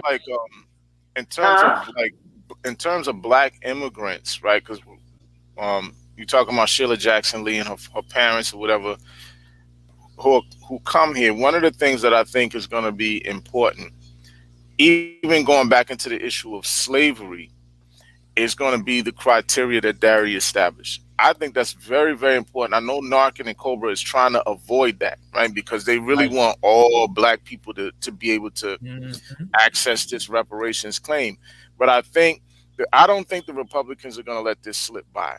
His criteria is going to come into the picture at some point. There's no avoiding that because they already brought up yesterday during the session who's supposed to be the beneficiary. Kamala Harris, Barack Obama, who, right? And they're bringing people like them up specifically because they know that everybody is not the same just because they're calling everybody black. Everybody's experience is not the same. You got to remember, they're the ones who put together the Immigration Nationality Acts. So they know who they was allowing into the country, what time frames, they know the timeline. You understand? So even with a person like Sheila Jackson Lee, and you hear a lot of people talk about, well, what about Marcus Garvey? What about Harry Belafonte? Whatever the case is, right? The bottom line is they're going to bring up not only the fact that they don't descend from slavery, but these people also chose to come into a country that they knew was racist by the way they saw them treating our tribe. And they came anyway. So the problem is, are you supposed to be compensated for jumping into the lion's den? Like, you willingly chose to do that when you could have stayed at your country and tried to fix whatever the problems were in your country. But you said, no, I'd rather come into the lion's den. They got CARICOM for that. Well, even with that aside, I'm just saying the fact is they chose to come here, right? And so even when Sheila Jackson Lee is talking about the discrimination that her father or her parents might have faced, that was something that they chose to do. They chose to come. Now, I'm not saying they wanted to be discriminated against. Don't get me wrong. I'm not saying that. But I'm saying they knew the likelihood of it was very strong because they already knew the type of country they were coming to. So I don't think the Republicans are going to let that. After Black Americans did all the heavy lifting. Yeah. After the Black Americans did all the heavy lifting. All right, wait, hold on, Cato. Let's engage Dawn real quick on this. Because I agree that this thing should be specific, 100%. But we got to go back to that trial balloon. Right, I thought about that as I was speaking. Yeah, right. So, Dawn, you're saying that if we are to get this passed, that but that might be one of the compromises to get Republicans to say, okay, we'll vote for it then. Is that no, not at all. Okay. I thought Cato said that I thought I heard Sheila Jackson Lee say that I thought people were saying she just mentioned her father's name so that his name would be in the congressional record as a tribute to him. Now today I'm hearing people say, oh, she said her father should be eligible for reparations when I thought she said my personal story. She was saying herself personal stories are not indicative of the masses. But to your question, I don't think that's necessarily something that they should push for. I mean, I think at the end of the day, you come here by choice. I mean, Facts. I feel like people still had it. I mean, the woman that she said, the white immigrant, her father came here, bought a $9,000 home. That's right. You know, okay, if that was a black person that came and they were able to buy a $9,000 home or not, but maybe they were able to get a job. I don't know. It's not my problem, I guess, is the way I feel about it. Okay, I was just a little confused. Yeah, and I'm confused about this thread because I didn't pick up on that she is saying that her father should be included, but I know we're also alluding back to kind of like what Dr. Darity was talking about.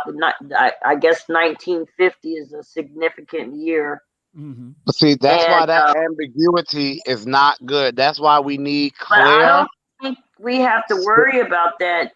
I mean, the Republicans, if we mathematically get to the Senate is 93% white. Who thought we were going to be able to do this if we only have 48 or 49 Democrats? You have to have, let's say we need 20 Republican votes. So we can say, I don't know what we would say other than we got to find 20 Republican votes. I don't even trust leaving the eligibility up to the Republicans. We're trusting them way too much to say, okay, well, let us do Black Americans to whom the promise, to whom freedmen, which is why I like the term freedmen, because that we were promised the reconstruction. And like Steve Cohen brought up, America, he said the Republicans failed the people they were supposed to protect too. He says, so yeah, you do owe them, but I don't trust them. They may call us the commission itself has a job. Oh no. The commission is gonna suck if the people suck. I need specific language in there. But then the work is to just focus then on deciding who it is we think should be on the commission, as opposed to the hair on fire approach that NCOBRA is going to win. NCOBRA has nothing they have nothing on us. I mean, they don't have an infrastructure. They had just a quiet lane when nobody was paying attention. But they have relationships. And that's the problem. Okay, all right. Before we get into that hyperbole, let's talk about the bill. That is not hyperbole. Well, not hyperbole. Let's talk about the fact that the bill. Let's talk about the fact that the updated bill looks like it was heavily influenced by ADOS talking points and edits. They did take some of Dr. Darity's edits. They took some of the reparationist collective edits. The bill has been upgraded. It's still not perfect, but the bill is not what the bill that's on the website. Can we see that? Is that available? Yeah, that's available. Upgrades? Yeah, I think it's in a chat. I'm sure I dropped it in a chat group. I would love to. Oh, you know what? Let me do it. Let me see. Let me do that right here. So I just want to say, when in Cobra or not, I forgot which one it was. I went there and I put the video of me calling them out about their hesitancy and reluctance and being all reticent about direct cash payments. Who was up there live streaming it but Sheila Jackson Lee? Now, how did they get access to her so easily? She was tuning in. She made time for them. So they do have inroads with these people. But I said, you know what? I may have relations, but I got my mouth. So when I saw her up there, I made sure I spoke and I said to them, this is about a check. Economic anti-Black violence was largely economic, keeping us in poverty, disenfranchised. It is indeed about a check. So they do have inroads with these politicians who unfortunately will make the decisions. And somehow, if we don't have the leadership, then we have to have the number and we have to have the platform. Yeah. I mean, there's a lot of different things. I'm all for everything that is progressive in this regard, even if that means creating a whole new bill. And I know some people view that as a waste of time, et cetera, et cetera. But at the end of the day, this is a fight that cannot stop, and it has to be fought on every front. And there are people who are not satisfied with this, even with whatever updated information that they have in it. And the fight has to continue, and it's going to continue on every front. So some people may be satisfied with it. Dawn, you sound like you're satisfied with it. I'm good with it. All right, well, I'm gonna give it a look. The team and I are gonna look over it, and I'm pretty certain we're gonna find some things that we are not cool with already. But keep in mind, you guys. But keep in mind that the Senate, so there's still edits, so we can still push the edits. So that part isn't over. So that's a good thing. Well, that is true. It's not over. We can bang this thing into shape into the last minute, because the Senate, it could go to, so let's say it passes the way it is, and we're like, dang. So then it can go to the Senate, and then the Senate can make edits, and if the Senate makes edits, then it has to go back to the House. Okay, and then they hold on. This is the amendment. This was the amendment that was placed on the record yesterday. They haven't posted it, but it's from the site. So, but it's not on the House site. But this is the bill. Okay. This is the amendment, the amended bill, and you'll see we went from 13 to 15 people. So they added 2 positions, and they have now added a director. So, like I said, this is just a precursor to a Freedmen Bureau or a federal agency. Now, NCOBRA thought they were going to be in charge of it, but I'm saying our involvement has taken this off of, they had an inside track. They don't have that anymore. I guarantee you, NCOBRA is not in the position they were in 2018.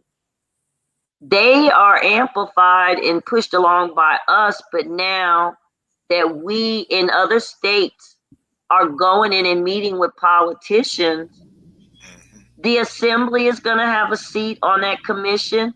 The Reparationist Collective is going to have a seat on that commission. Somebody from ADOS New York. If that's what we're going to push for, we are going to push to have an influence, to have somebody from BETHEPOWER, whatever. The people who are listed now as lobbyists, they're just names on the page. They haven't done anything.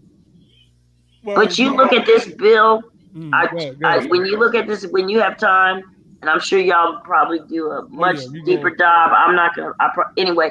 But when you look at it, I think you'll see our influence on it. Yeah, I just scroll real quick, Cato. I just scroll through some of it, and I see some things, but I don't. I'm like I said, I'm gonna build with the team. We're gonna talk. Exactly. Some people that notice a little bit better than we know it. I mean, we are just like everybody else, essentially. In that regard, trying to figure this thing out. But, no, actually, you guys are better than most people out here. I mean, well, we'll take that. Thank you. The main thing that's changed that I noticed, and this is a big deal, and this does show our influence. I brought this up to NARC or NCOBRA. I can't remember which one had the convention in Charleston, but I brought up to them and I said, okay, so how long is this study going to last? Damn. I mean, in 500 years, what will it take another 500 years for y'all to study? The Japanese only took a year or 2, and they haven't been through nearly as much. There's way more evidence and documentation of what Black Americans need and what we've been through than any other group. So they did give a specific time frame for the study. They did make it just 18 months, which I think even that's too long, but hey, they did specify. So that is now, in the interest of accuracy, guys, the original bill had a 12-month timeline in there. Dr. Darity wanted an 18-month timeline, and now we have an 18-month timeline. If people work 6 months longer, they got 6 months more of pay. So the bill, the allocation for Okay, salaries hold have to on, go up.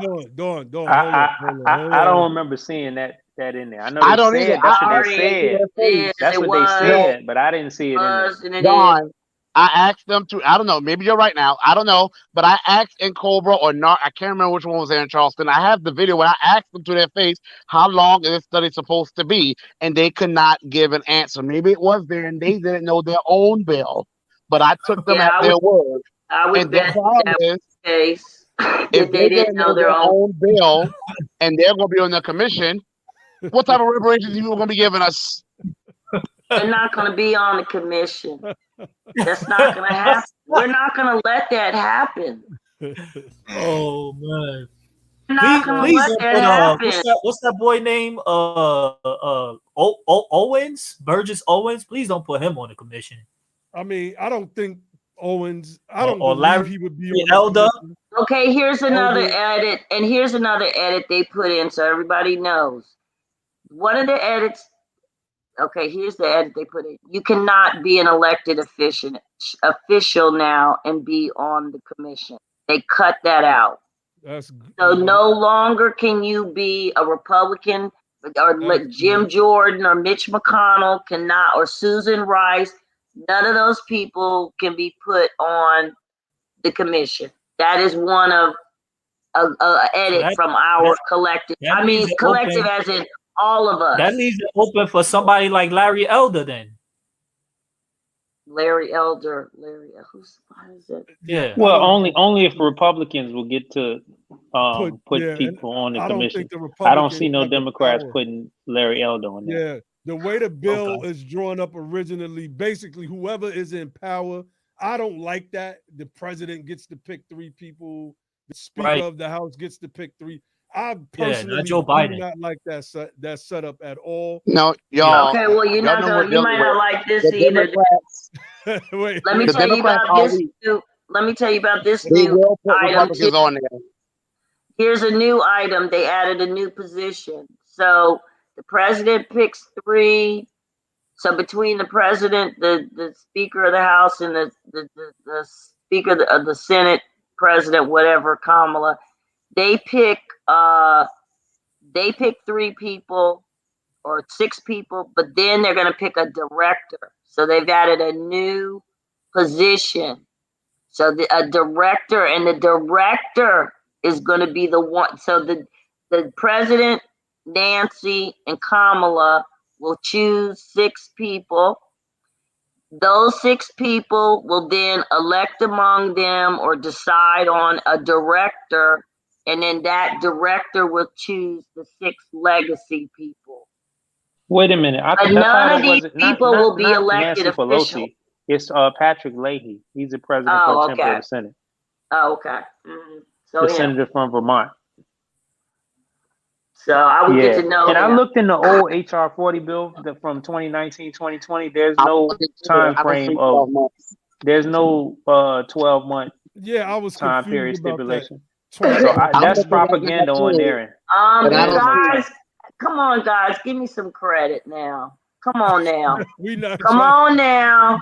Don't make me pull out my receipts and my highlights and shit. Take my goddamn word for it.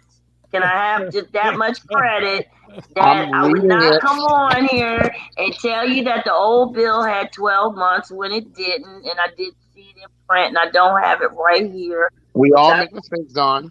Attach it to you, and that this new bill now has 18 months. Now, prior to, they don't necessarily put the new bills on. I'm not going to go into that. I'm just saying there's a lag in the release of data on the website that has had us kind of behind knowing what's really in the bill, I think.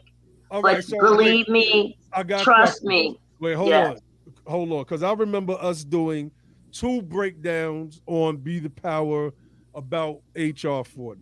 And from what my memory serves me, if my memory serves me correctly, we spoke to what seemed to be they could basically have a commission in perpetuity, it seemed like. Now, I don't remember seeing a 12-month limit on those bills. unless there was some amendment made after that particular bill that we read on those two live streams. So is that what happened? No, I'm looking at the bill right now on the website, and it says that they will release a report 1 year. They have like 4 months to impanel, then whatever, how many, but then the report has to be returned, and it says 1 year. And then this document I attached here now says 18 months. Okay. Is that the 21-22 version for the 117 Congress? The one that's in the private chat is the one that came from the Judiciary Committee. And that's from Dr. Darity. So I don't know if he had a chance to review it. But his timeline edit is definitely in there. They included conflicts of interest. Remember, we didn't want any sports figures or any celebrities to be allowed to get on the commission. That's why they took out, the fact that you can't be, that reduces the chance of partisanship, I guess. I don't know what they were trying to do.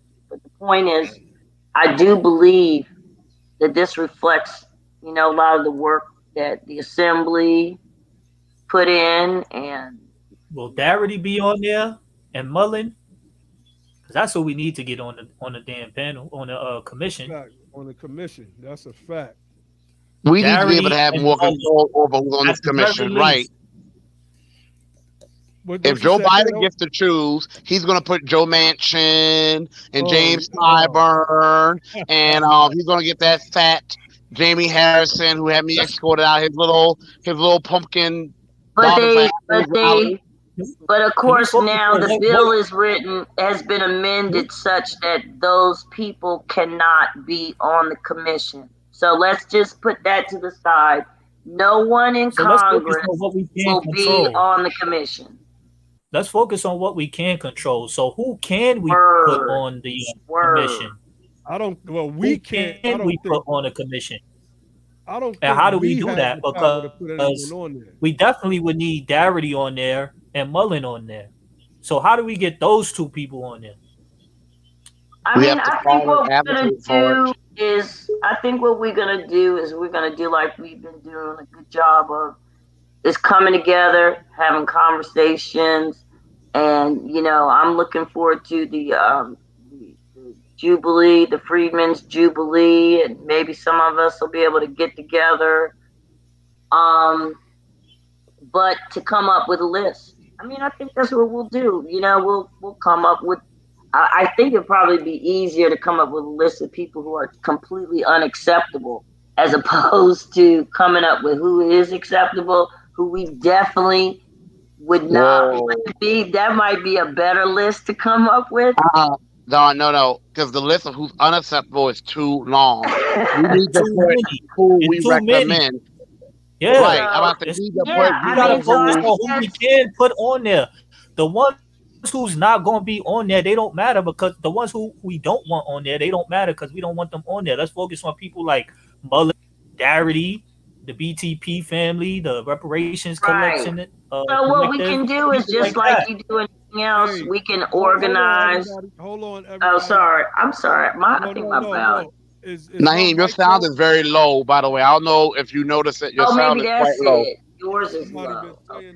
Yeah, your sound is low. How it sound now? Still low. It's still quite low. I'm yelling like an old lady. Can y'all hear me? Is my sound low? Nah, you good. Everybody else sound is good. Everybody else good. Well, look, let me yell into the mic. What up, Josh? Does it still sound real low? Matt. It's low, but if you get close to it, like I guess you got closer to it. All right. Well, if one of y'all can just read that qualifications portion right there, so that I'll read that. All right, go ahead, brother. Wait, hold on. Can you see He said it? Qualifications. All right. All members of the commission shall be persons who are especially qualified to serve on the commission by virtue of their education, training, activism, or experience particularly in the field of African American studies and reparatory justice. So it's crazy that Darity y'all and can Mullen. Darity, that's right. Dr. Darity and Kirsten Mullen fits that bill, but it opens up room.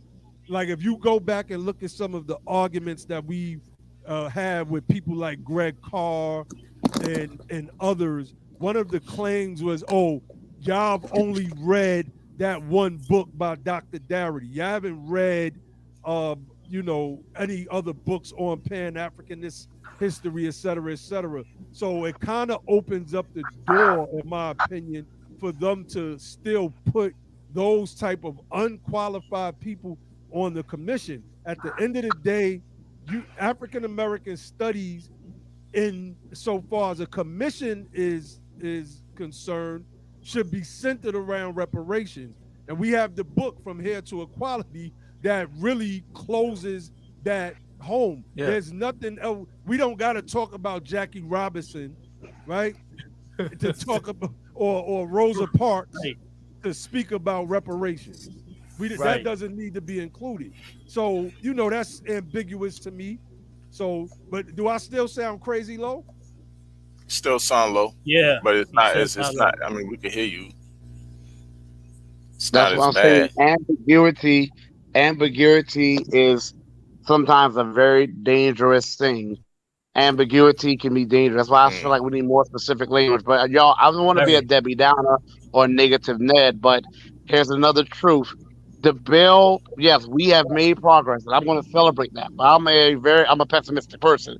The bill has to get through the House, and even though the Democrats control it, there is still no sure footing. So not saying anyone is doing this. There's no time for us to sit back and throw confetti up in the air and party. Yes, celebrate for a minute, and then we got to get back, feet on the ground, make our voices heard, call, write. And Congress loves COVID-19 because they get to hide, and now they have an excuse not to engage the public. But whatever way possible we can reach, so we need to keep pushing it because I don't know, I don't associate Democrats with racial justice no more than I associate the Republicans with it. I think both of them are both are anti-black. We have to keep pushing it. Facts. I ain't celebrating until we get reparations. Direct payments. How about that? That's when I start celebrating. That's right. When the Direct check payment. clears, then I celebrate. That's Am I right. still- Exactly. am I These still off low, cold, cowardly. You still low. Yeah, now he's Hey, very free now. Yeah, Hold you on. real low. If you could, Don wanted to see the next section. Can we look at the next section? It was just that next paragraph right under that showed, and I just wanted to point out something that it says right there: no person who is a member of Congress or an officer or employee of the federal government or state or local government may serve as a member of the commission. That is huge, and that is a reparationist collective edit.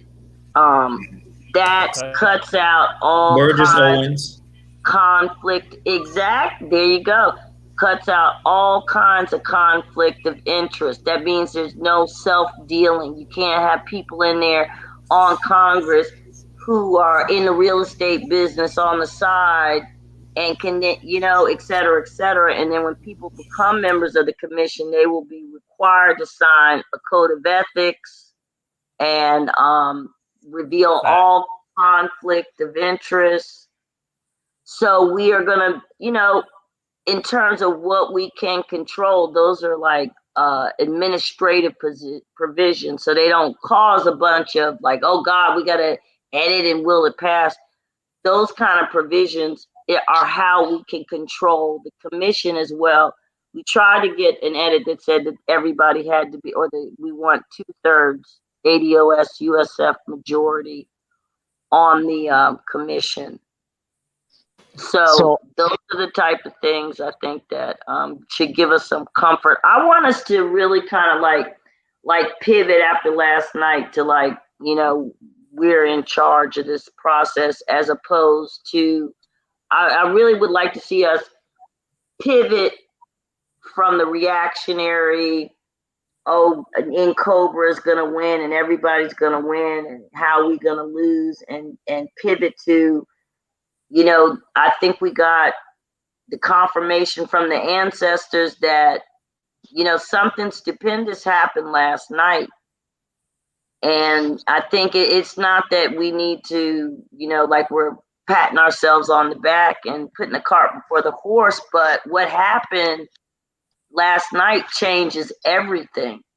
Do you really think they can go back on this? We will burn this motherfucker down if they do not follow through on this.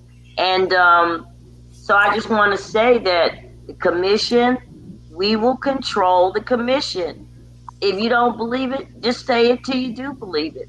That commission is not going to be anything other than what we want it to look like.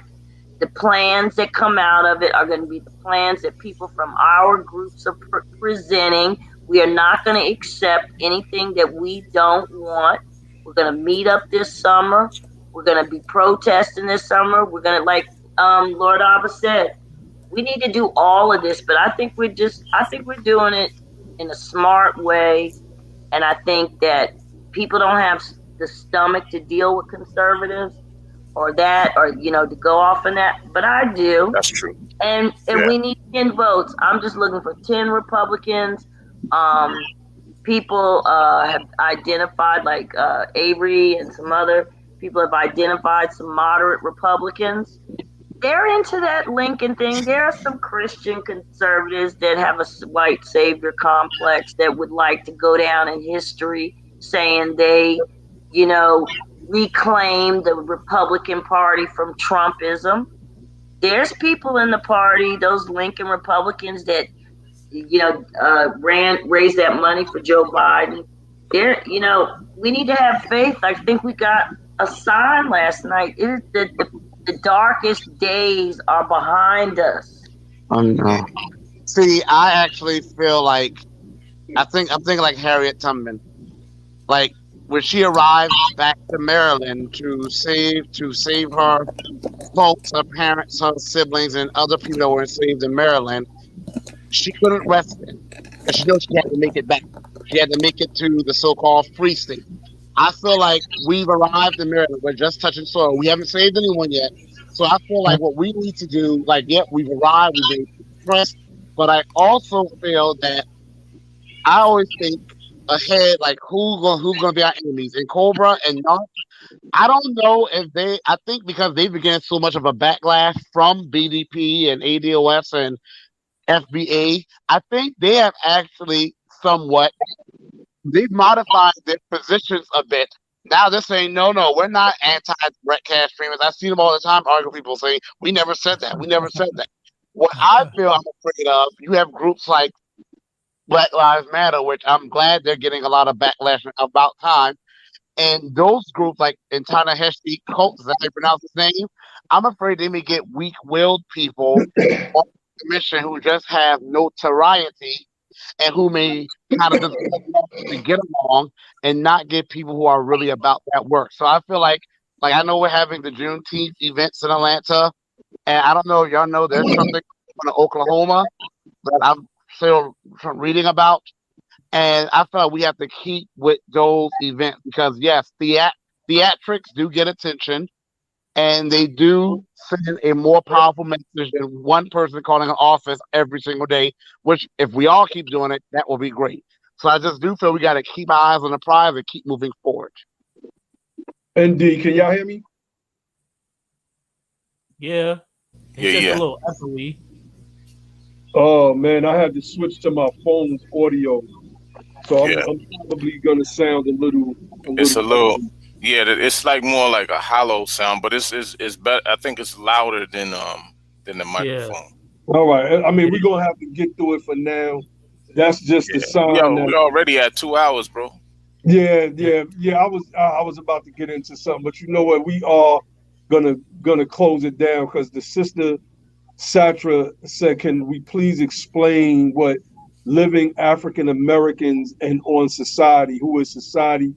I think that part is talking because I pulled it up, and it's in Section 2 findings and purpose.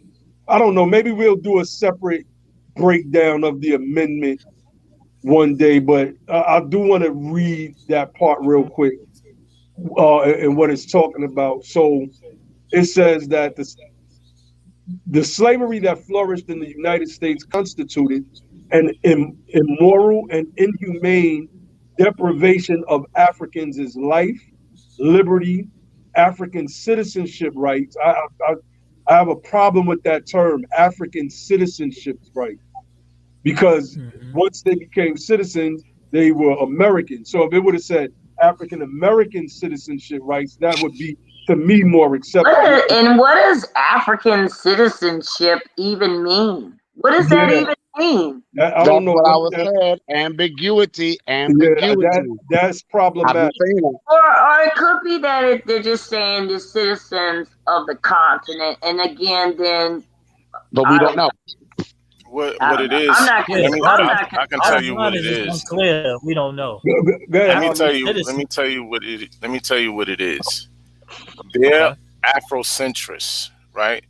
And so because they're Afrocentrists are of the mindset that we are not Americans and we will never be Americans. So what their thing is we're Africans. Displaced. We're Africans, and we're Africans who are being denied the rights of citizenship in the United States. So that's what they're saying. That's no good then. I got to get out of here. Oh, that's no good. I got to get out of here. They're saying. I was saying we need specific language. We can now that you have articulated that. American chattel slavery. See, now that you've articulated that, we can battle against that. That is so. I never thought of it like that. That's problematic. That's problematic. All right, let me get through this next part, and then we could kind of close it out.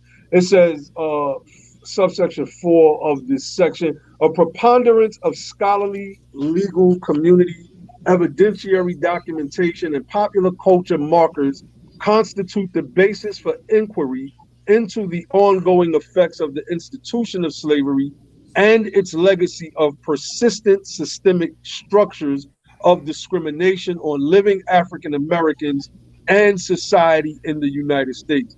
So I think basically what this is saying, Sister Cypher, and that's if I'm pronouncing your name correctly, is that these structures of racism and discrimination, I hear crazy feedback, it could be coming from me. Basically, it didn't just hurt us as a people, but it hurt the whole of society. I mean, that remains to be seen. So I understand your concern of why that language is in the bill, but maybe, like I said, we'll do a breakdown on this particular amended HR 40 bill and go from there. Now you guys are too sharp. I be sending them tapes like the reps.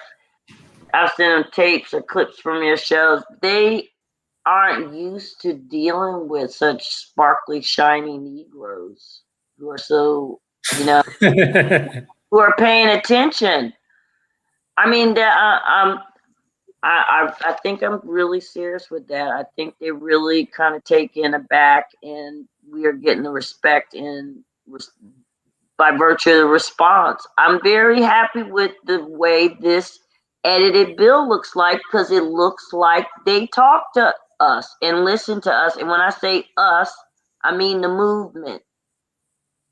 I mean California. I know the Assembly had a lot of, definite contact with them, but it shows up. I mean, you can't be mad at that, and that should give us the validation to know that our shit is legit. They listen to us because it makes sense, and what we saw last night, that was us. That was our work.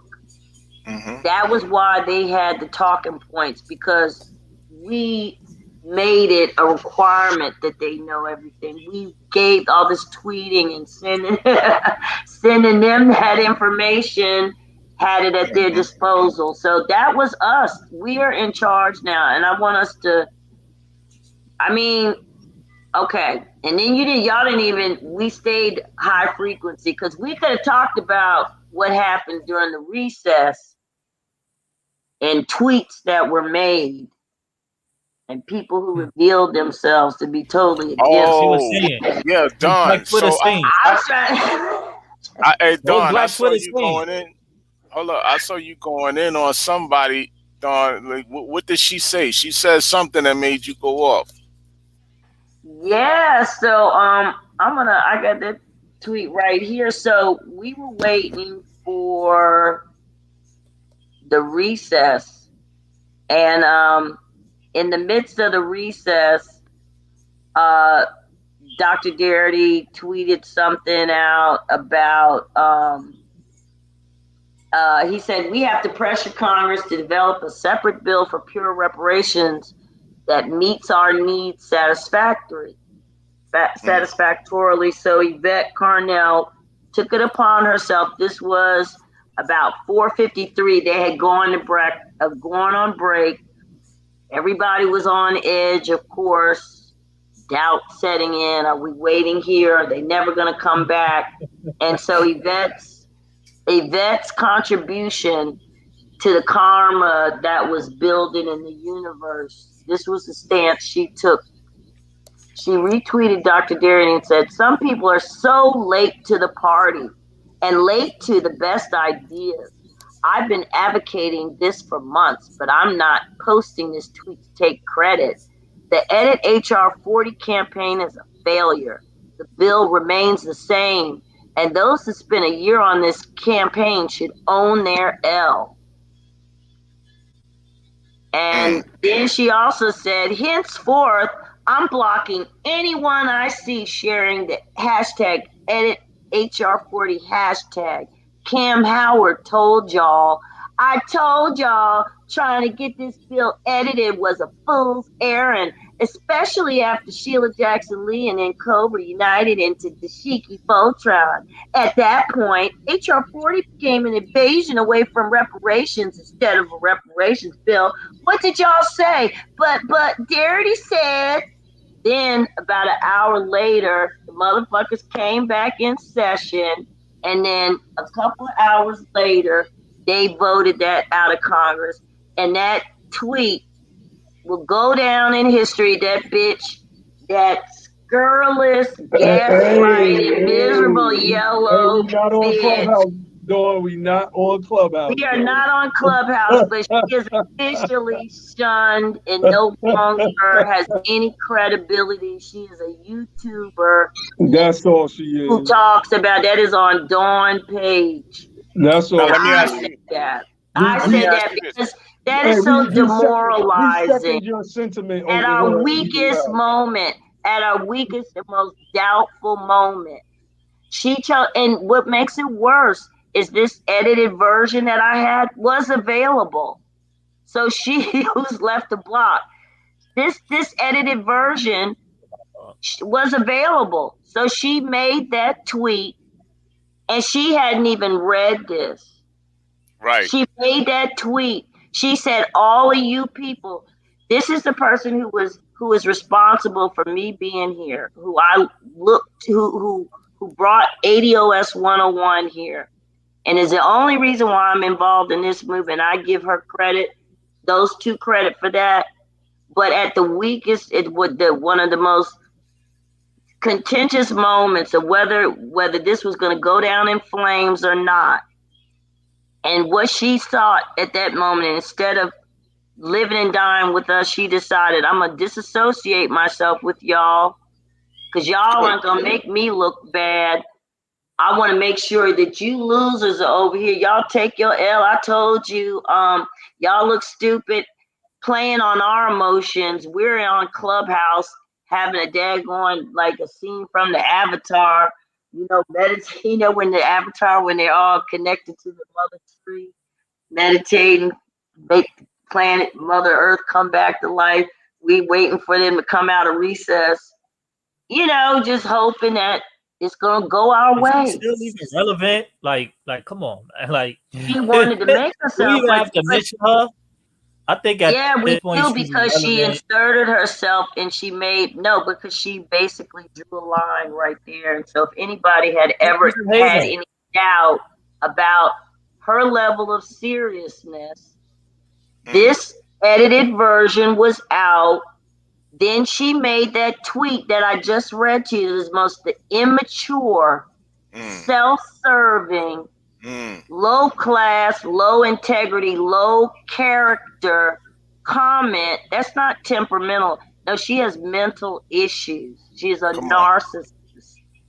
That's a For fact. her to do that, do you understand how demoralizing? She said to everybody who's been working for a year, all these hashtag the edit HR4. She said, "Take your L." Do you hear? She laughed. She was laughing at us. She said, "Take your L." I am blocking everyone who has hashtag edit HR40 in their profile. Now, I just showed you how we went from that boo-boo bill to this edited version, which added those 3 extra lines in, made sure there's no politicians will be on that all 15 of those people will be average people, more or less. But that's what she chose. That's the violence she chose.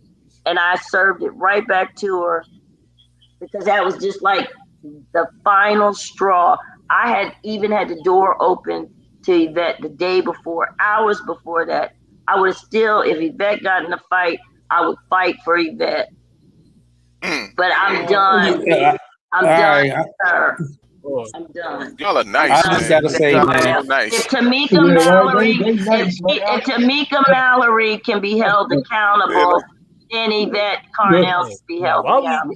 Yeah. They're real nice, right, Ali?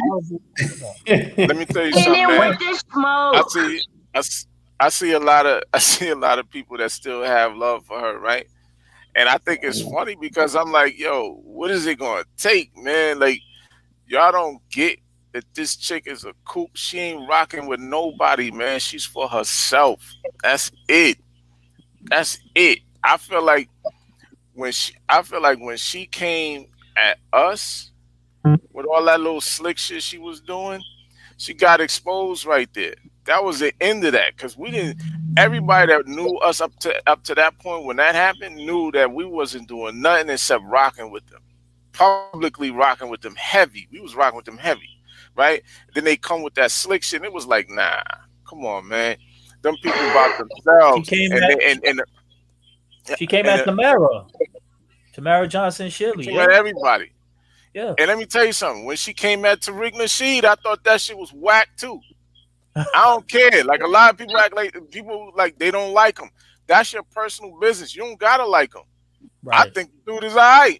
He ain't never do nothing to me, so I don't have no problems with him. But I knew the type of influence that he had over the people at the time, and I'm looking at the unification and the possibilities of what that whole thing could have been. Right, and they were so ego driven that they felt the need to go at this dude. I'm like, these people is agents, man. I don't like throwing that around, but them people agents, yo. They not from like Professor James Small said about them. And I said this before. They're not from our community. They're not from our community. Period. I don't know where they came from, Tone and Yvette. I have no idea where they came from, but they're not from our community. And our people don't seem to understand that, because they still got love in their heart for them. Like, oh, well, the data and the data. Man, F that. You can read that same data somewhere else, man. You don't need to listen to the data. They're good. They're good Googlers. They're good Googlers and amalgamators of data.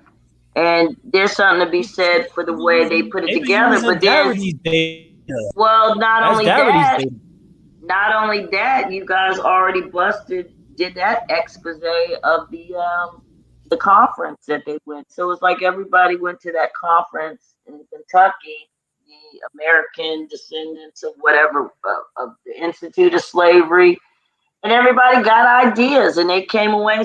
And Tony, they're like, hey, yeah, let's do hashtag ADOS, and and bada bing, bada boom.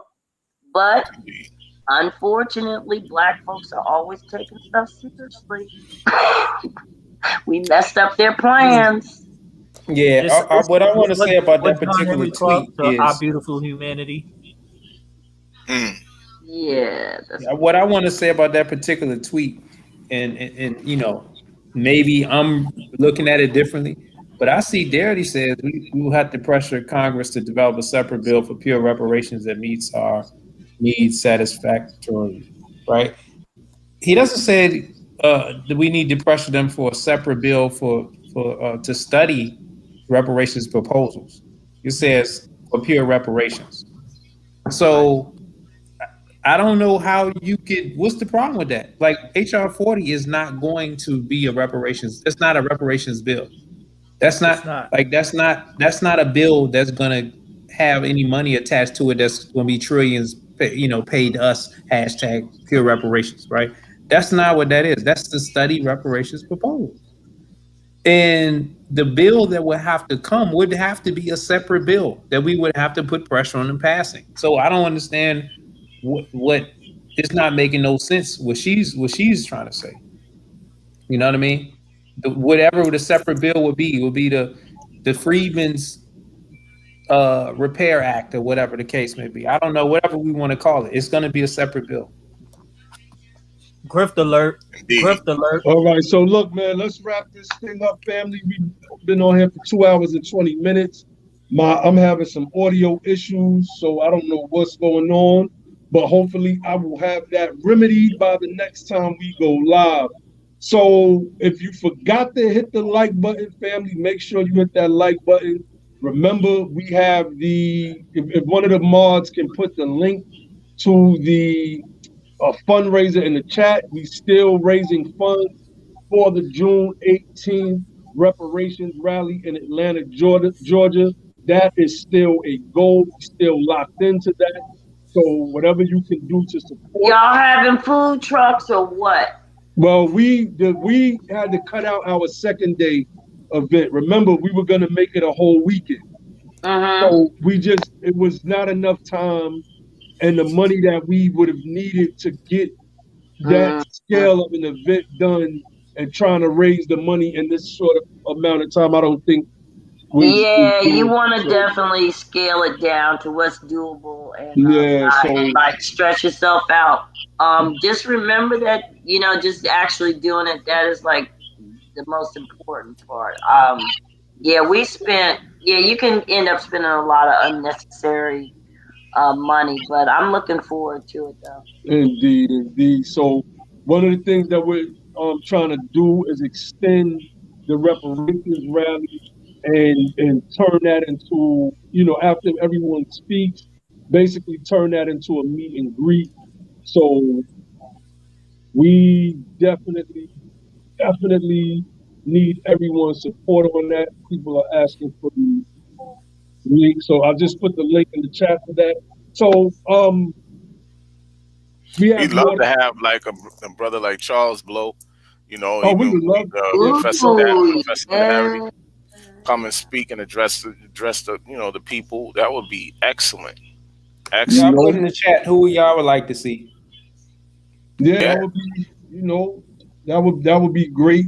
But if they can't come, you guys, you could offer them like to do a live Zoom or something. Zoom them in. Message. I feel you on that. I definitely feel you on that. So look, let's wrap this thing up. Thank you so much for having me on. I appreciate it. Thanks for coming on, Don. Thanks for coming through. Word. Brother Prime. Shout out to Cato.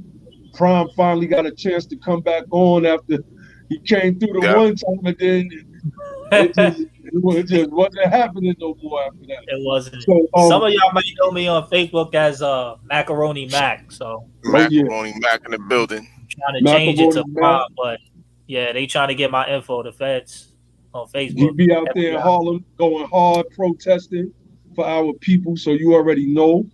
Thank you. Make sure y'all check out our brother Macaroni Mac on Facebook. That's his screen name. I'll leave you all with the motto of the platform, and that is: don't just fight the power, become the power, and then and only then will you have the power to make a change. With that, I say peace. Peace. Peace. Good night, gentlemen. All right, sis. Peace. Right. Peace and reparations. Peace. Peace and reparations.